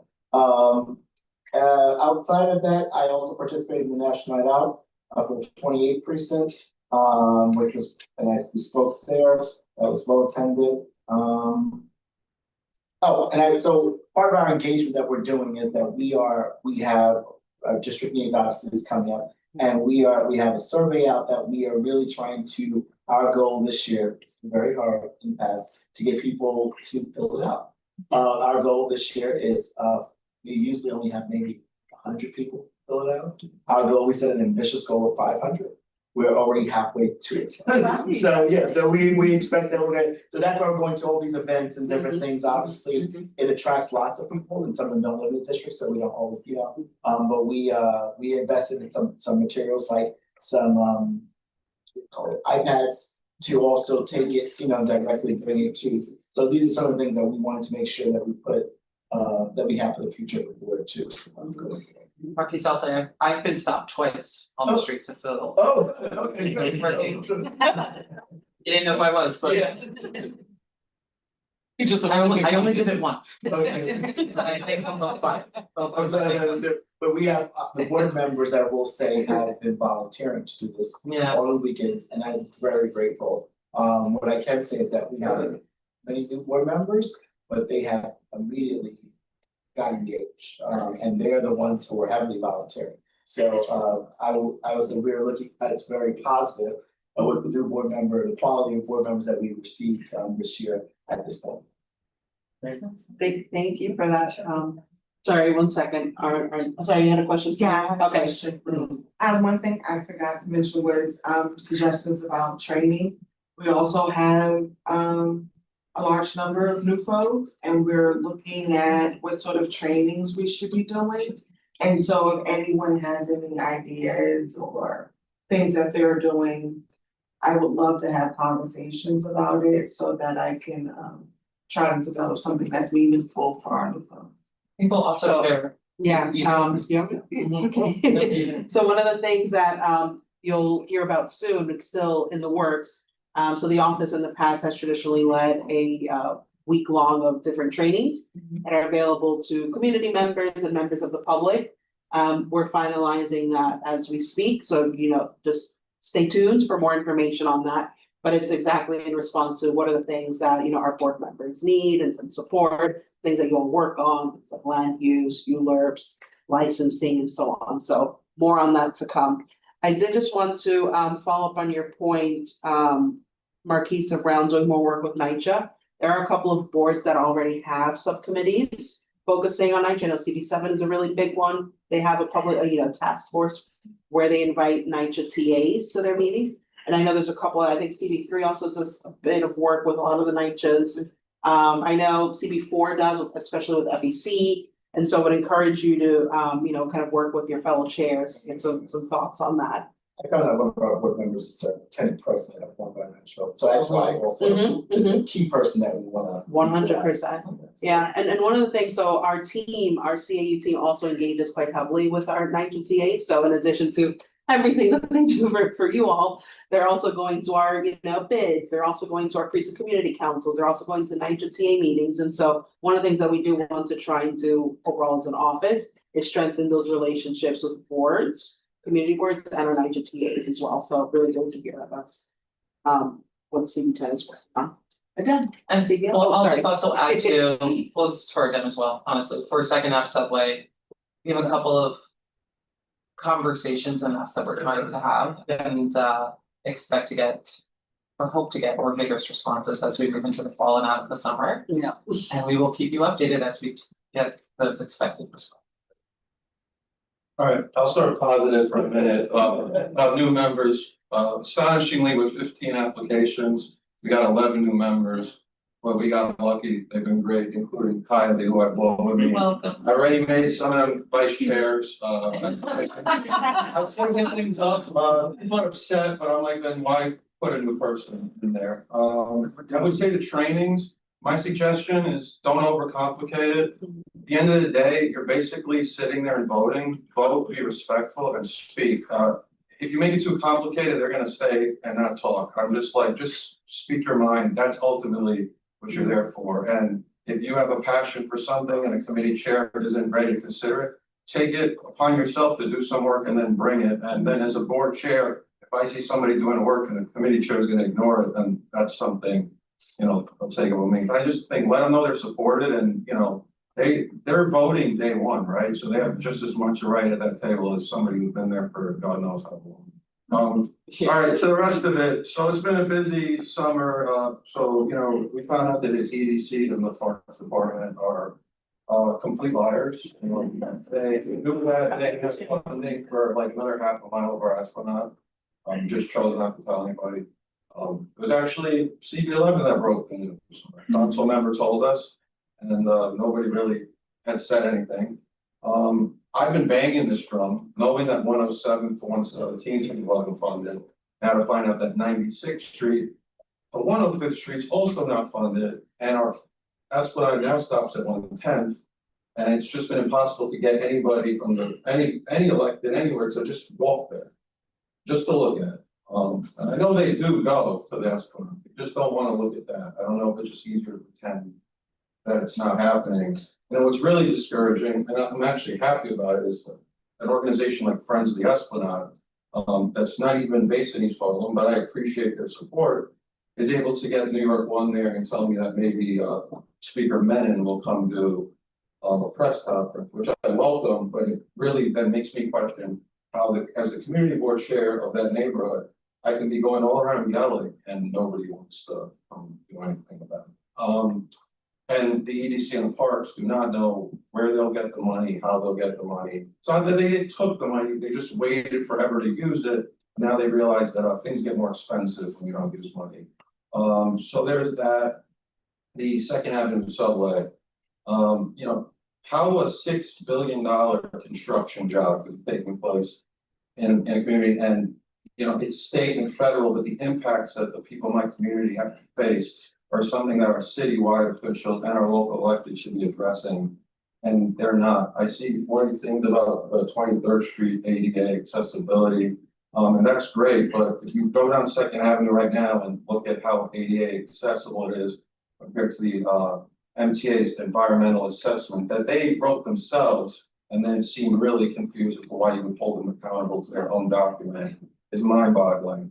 And then when I get interviewed for the Gotham, is saying that the community board's task force has done more to help the situation than any elected, and no elected challenges that. I'm proud of my board, but I'm also like, that's not good. Go to a groundbreaking on 120th Street with the governor, Schumer, all these people, just talking about how great it's going to look in 10 years and not acknowledging any of the impacts. So the fact that after a decade after phase one, not only have they have not learned to make them better, they're worse, makes the people in my community question, who is this subway being built for? And if they're going to come in the community and speak like that, then I would say maybe don't, right? If you're going to come help us. And then, you know, it's just, I hear about, you know, oh, such and such person came to community for this event, that event. But it's like, what is the outcome of these visits to the community, right? Why aren't you coming for the things we want you to see? Like that, well, much of Manhattan has state-of-the-art sanitation garages. We have 2 temporary ones, and one is an outdoor one under the Park Avenue viaduct. That I don't know how people can even live over there. And it's on us ourselves.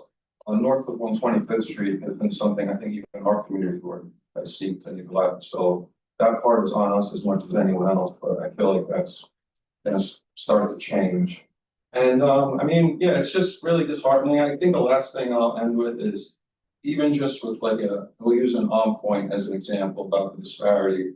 You know, the new administration comes in and says that they're in support of the 2 point facilities in East Harlem and Washington. So that's fine. But then the position of will there be any additional ones right now seems to be none. And so that begs the question, so you're now admitting that 2 communities that are predominantly minority and, you know, not socioeconomically as you know affluent, the rest are responsible for all 5 boroughs. That's what the messaging is. So, you know, when you just add up all of these things, I wish I could say that I went to more events in the summer and this and that, but I don't. I spend my time writing like nasty emails and hoping that things will change. You know, I'd like to go to these events, but it just seems very out of touch. You know, I do it to show my face, so people know that we're there. You know, and I do open hours, so people do come in and actually tell me about their problems. And you know, we're able to get those things fixed. And my hope is that if somebody has a street light, it came in, they told me, and it got fixed, which happens, that they'll start to be a little bit optimistic that, you know, their voices are being heard. So that's it. Thank you, Dan. I think there's a lot of truth in what you've shared, and that, you know, it's one of the things that, you know, at least for me in my role, it's, you know, we wake up, we see things that are going on, but there's so many things that we also need to bring attention to, right? And so appreciate you sharing that with us, and working on how we can take some of these forward. So thank you. I think, you know, Adam, we'll have more conversations and more updates as we get through as we move out of the summer. Thank you. Anthony, it's your talk. Thank you. Last month, we held our committee of the whole meeting, which is a meeting where we convene the board on a voluntary basis to discuss anything happening over the summer. We welcomed Destination Tomorrow, which is in the process of opening a shelter in our district geared towards LGBTQ young men. It'll have 87 beds. The board seems generally supportive of it, but of course we want to learn more as time goes on. Last couple of weeks, I've attended National Night Out, both at the 33rd and 34th precincts. We also held or co-hosted a block party on 163rd Street and Amsterdam Avenue, which was a success. A couple weeks ago, we were responding to an incident that occurred on Dykeman Street in our neighborhood following Dominican Day Parade.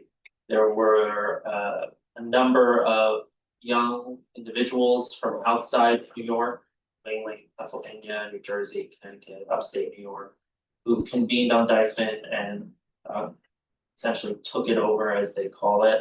It did lead to the death of one young individual and 2 other injuries, stabbings and 1 shooting. There was then a flyer that was circulating for a takeover that was going to occur last weekend. I participated in many meetings, such as conference, and ultimately the plan that was implemented was successful in that by closing off the street and mobilizing NYPD, that takeover did not occur. And we are continuing to have meetings to ensure that the residents of Dykeman and Inwood don't have to face what happened 2 weeks ago again. On containerization, thank you, Valerie, for putting that on my radar. The cardboard was not in session. We did not have the time, as you noted, to really look over the proposal. So we did submit a letter stating that there should have been more time for the comment period. We asked that they extended that comment period. So thank you again. We had an event co-hosted with Ponce Bank on Tuesday, geared towards our small businesses. Really successful event, and we plan on doing more. Just a shout out to our Chair of Business Development, Radia Barnes, who helped organize that. On the viaduct, so we are in the process of finalizing the amicus brief that we are going to file in the case of Judd Law versus the City of New York relating to the viaduct on 157th and Riverside. The residents are still suffering. The purpose of the viaduct will be to convince the judge to grant trial preference. In other words, to get the trial over with, and so that we can move on, whether or not it means Judd Law comes back on site or a different contractor. Really, all this trial has done, the court case has done, is just stalled and delayed the completion of that project. So we are aiming to file that next week. We are working very closely with the Community League of the Heights to help them initiate their business improvement district plans that they have for Broadway from 155th to roughly 178th Street. We are now participating on the steering committee there. I wrote a letter of support that will go out as part of their campaign this fall to convince landowners that it is beneficial and to vote yes on the improvement district. September will be spending the entire month really focusing on budget conversations. Of course, the chair of each of the committees will add additional agenda items as needed, but we really want to make sure that we are airtight on what our budget priorities are and what needs to go into our district statement. We also are going to continue our Inwood rezoning town hall series. We had one in May focused on the housing points of the now we'll be focusing on some of the other ones around small business development, traffic and transportation, and youth and education. I'll be participating on September 14th with Ponce Bank and the state of New York, namely the Department of Financial Services and the state comptroller for business, banking development district, where the state actually deposits $10 million in this local bank. Like events, providing small interest loans to small businesses, et cetera. We're really excited about that. It's been long overdue. We supported the efforts 2 years ago, and now it's finally coming to fruition. And then finally, we have a lot in the works for this fall. We're working with a small community group that wants to help organize a cleanup organization for Overlook Terrace in our district. Excited about that. We're also working with another community group to do a walk through the park and see where we can certain issues that have consistently happening as well. Thank you, Anthony. And CB told us having a barbecue. Oh, yeah, that was yes, we have a barbecue on Sunday from 1 p.m. to 5 p.m. in Sherman Creek. It's open to the public, so please, if you'd like to come, please come. Wonderful. Thank you, Anthony. And with that, that concludes all of the reports from our community board chairs. Before we move and adjourn the meeting, I do want to go back to an earlier agenda item. We've been joined by our colleague Xavier Medina as our EEO officer. And so Xavier will provide a brief update on the New York City DCAS training requirements for CP members. Do you wanna maybe come up here? Sure, so I'll stand back here. Good morning, everyone. My name is Xavier Medina. It's a pleasure to put a face to all of the names. Oh, yeah, I'm I'm sorry, sure- Xavier, you may want You to have to- sit you here. come up here. We have colleagues online as well, yeah, sorry. Yeah. Okay, they should hear me better from over here. It's a pleasure to put a face to all of the names. Most, if not all of you, should have received an email from me at least once, probably way more than once by now, regarding the multiple EEO training sessions that we have, or trainings that we have had over the past several months. As you all should be aware now, we had a local law pass, Local Law 18, that now requires our community board members to be in compliance with completing those trainings. Between all 12 of our community boards, that brings us to making sure that we have about 600 people in compliance. So it is a major adjustment for our office, and I'm sure that it's a major adjustment for your community boards as well. And what I want to bring across today is that we are here to support you through that process. So all of you should have received an email from me explaining these changes, as well as from DCAS explaining the details on onboarding. So just for a quick refresher on that, you're going to receive or those members are going to receive an email from the platform called New York City Learns. That is the training module that everyone uses to access the training. That email is what's going to activate your account. So it is the emails that the members provided to us on or around the time of appointment or application. It's the email that we have on file for them. Should there be any changes to the email or preferred emails, that's definitely something that we should be aware of immediately, so that we ensure that they get access to those training modules.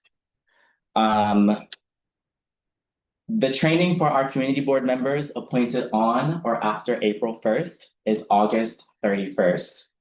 Understanding that this is an extremely tight deadline, our office is in agreement with that, and we are in communication with DCAS surrounding that deadline. However, at this time, we want to ensure that everyone is doing their due diligence to get the training done by August 31st,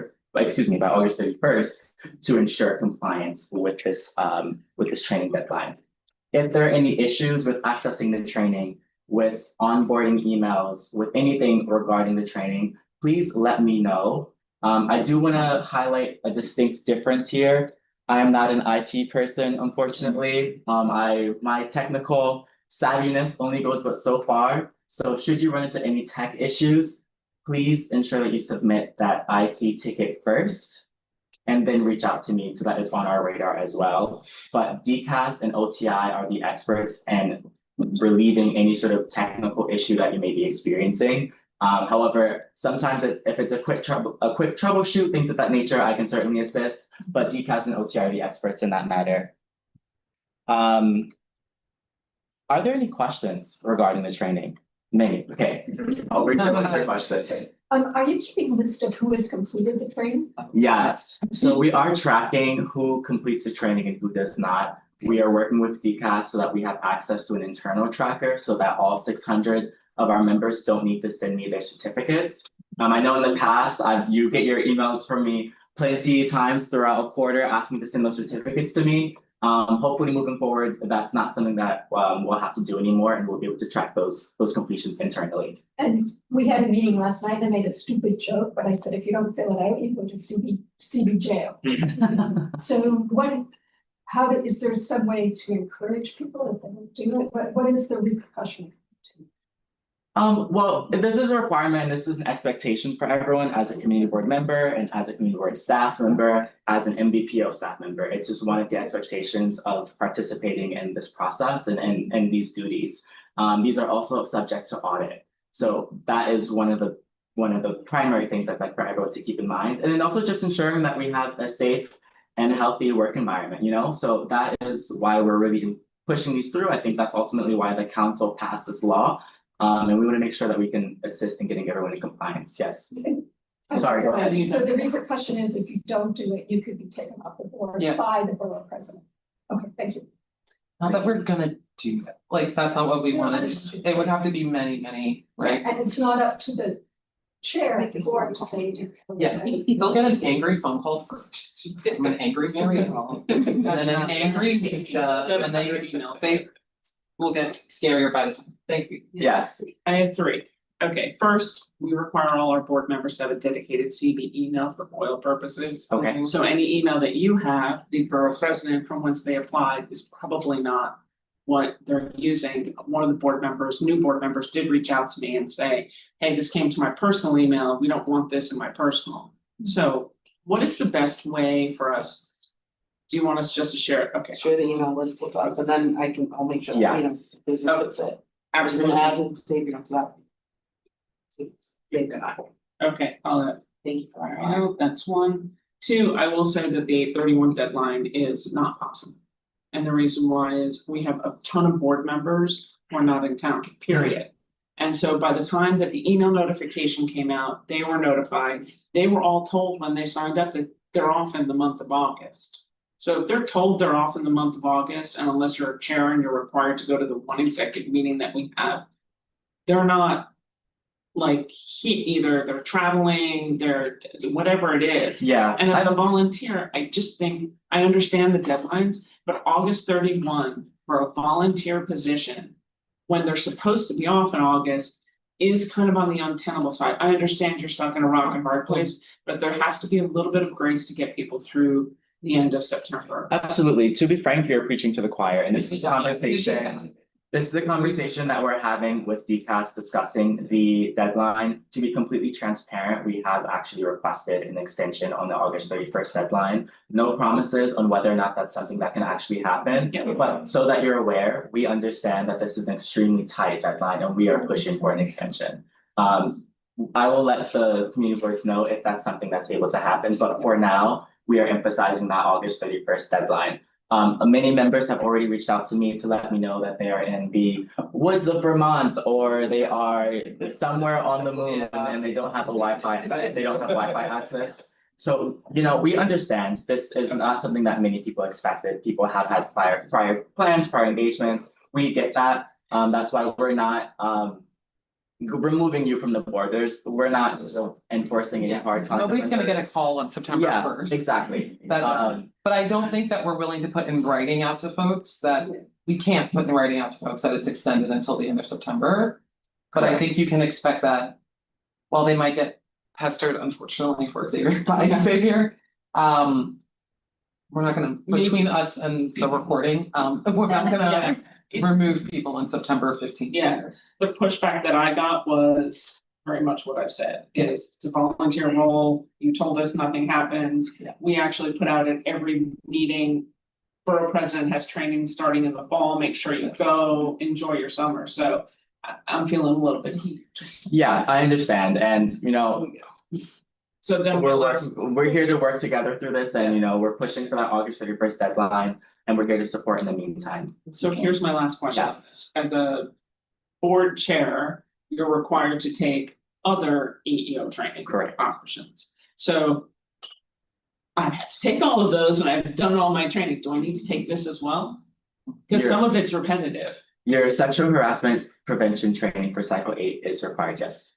But I've already taken it as a board chair. So each training runs on a cycle, and this is something that applies to all trainings. They all run on cycles of different durations. Our sexual harassment prevention training runs on an annual cycle. The cycle runs. I took it as a board chair because our cycle was due, if you were board chair. Just now. Just like last month, it was due. Correct. So, but I still got your email, so that's why I'm trying to understand, like, do I have to take it twice? Yeah, so let me explain a bit so that, let me iron out some of the confusion there. So we have, as NPPO, we send out an internal deadline. This is to ensure that the vast majority of us are completed by that internal deadline. And we have a buffer for technical issues, which are ample, vacations, things of that nature. So we require all of our community board staff and NPPO staff to be done by July 31st. The DCAS citywide deadline is actually August 31st. that is the deadline that is for our newly appointed CE members. The cycles for our training, specifically for sexual harassment training, is on an annual basis. So once we go past August 31st, we are in a new cycle, and that training becomes due again, but not until August 31st of the following year.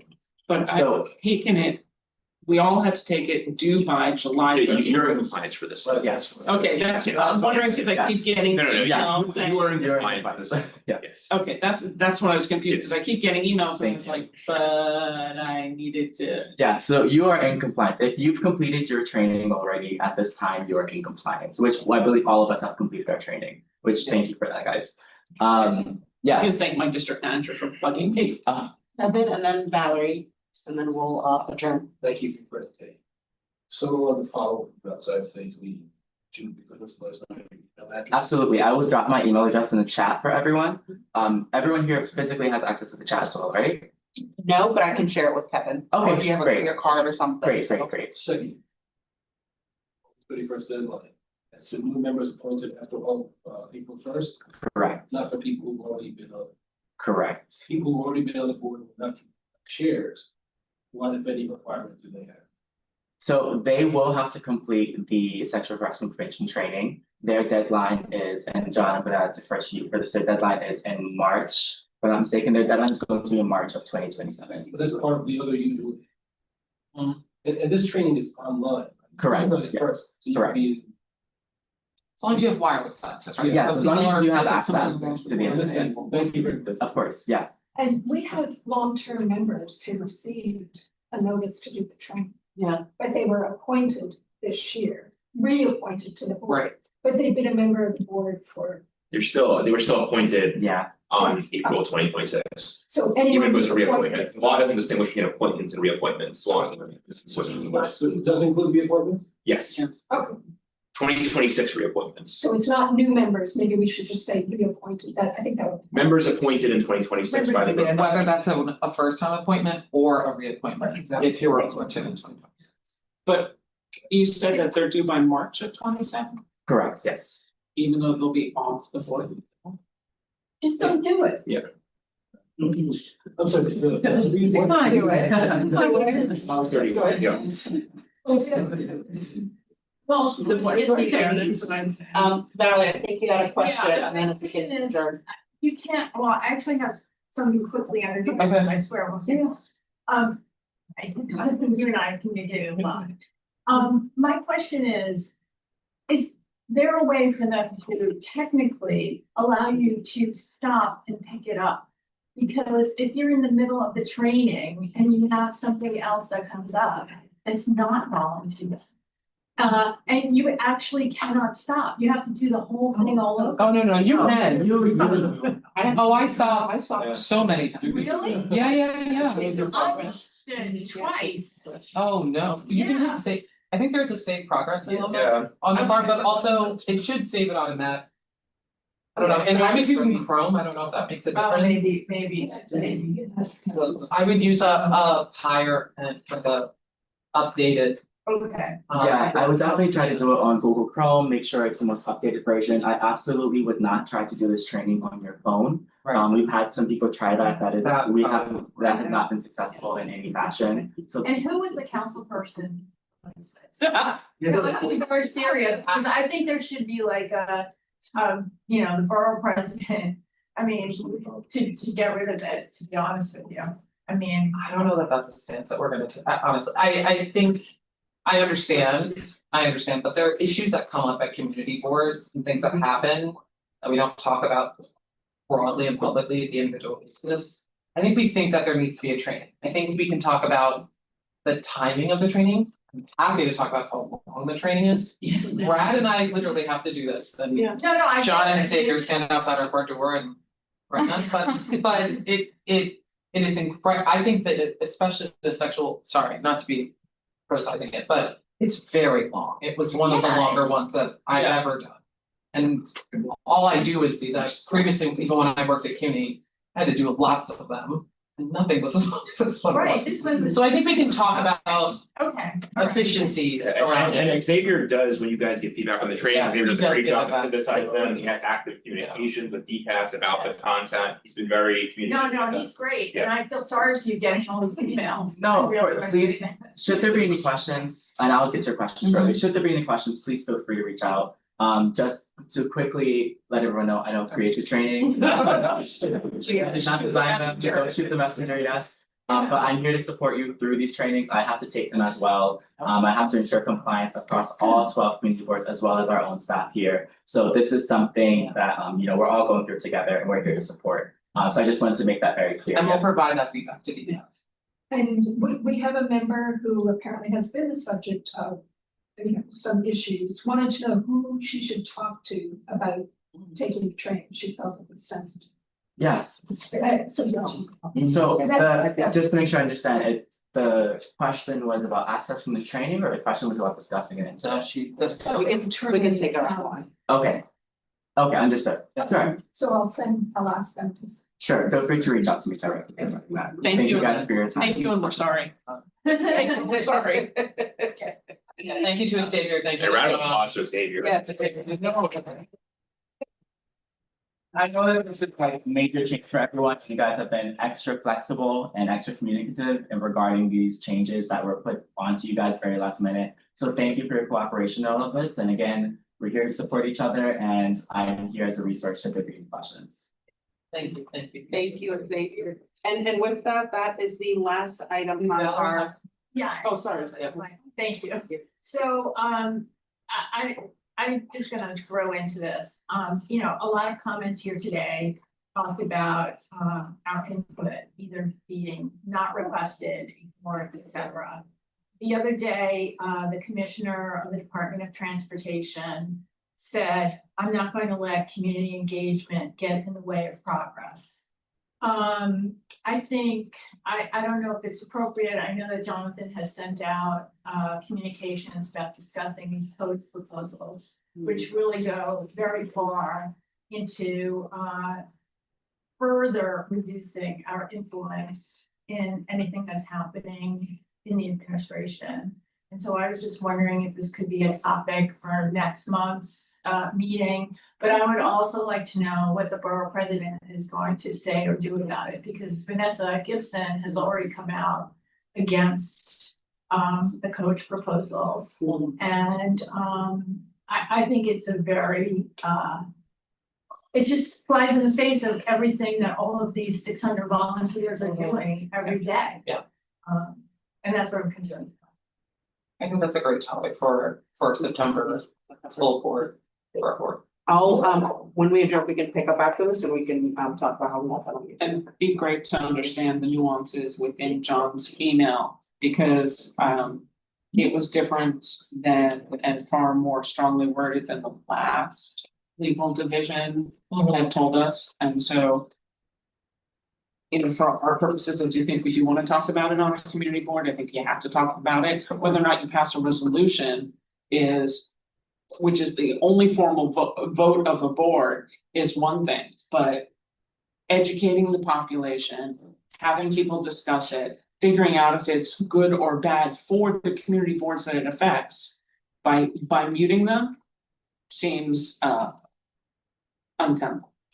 We'll discuss the parameters in a future meeting. I think I didn't say anything on the record today, except for the content of the email.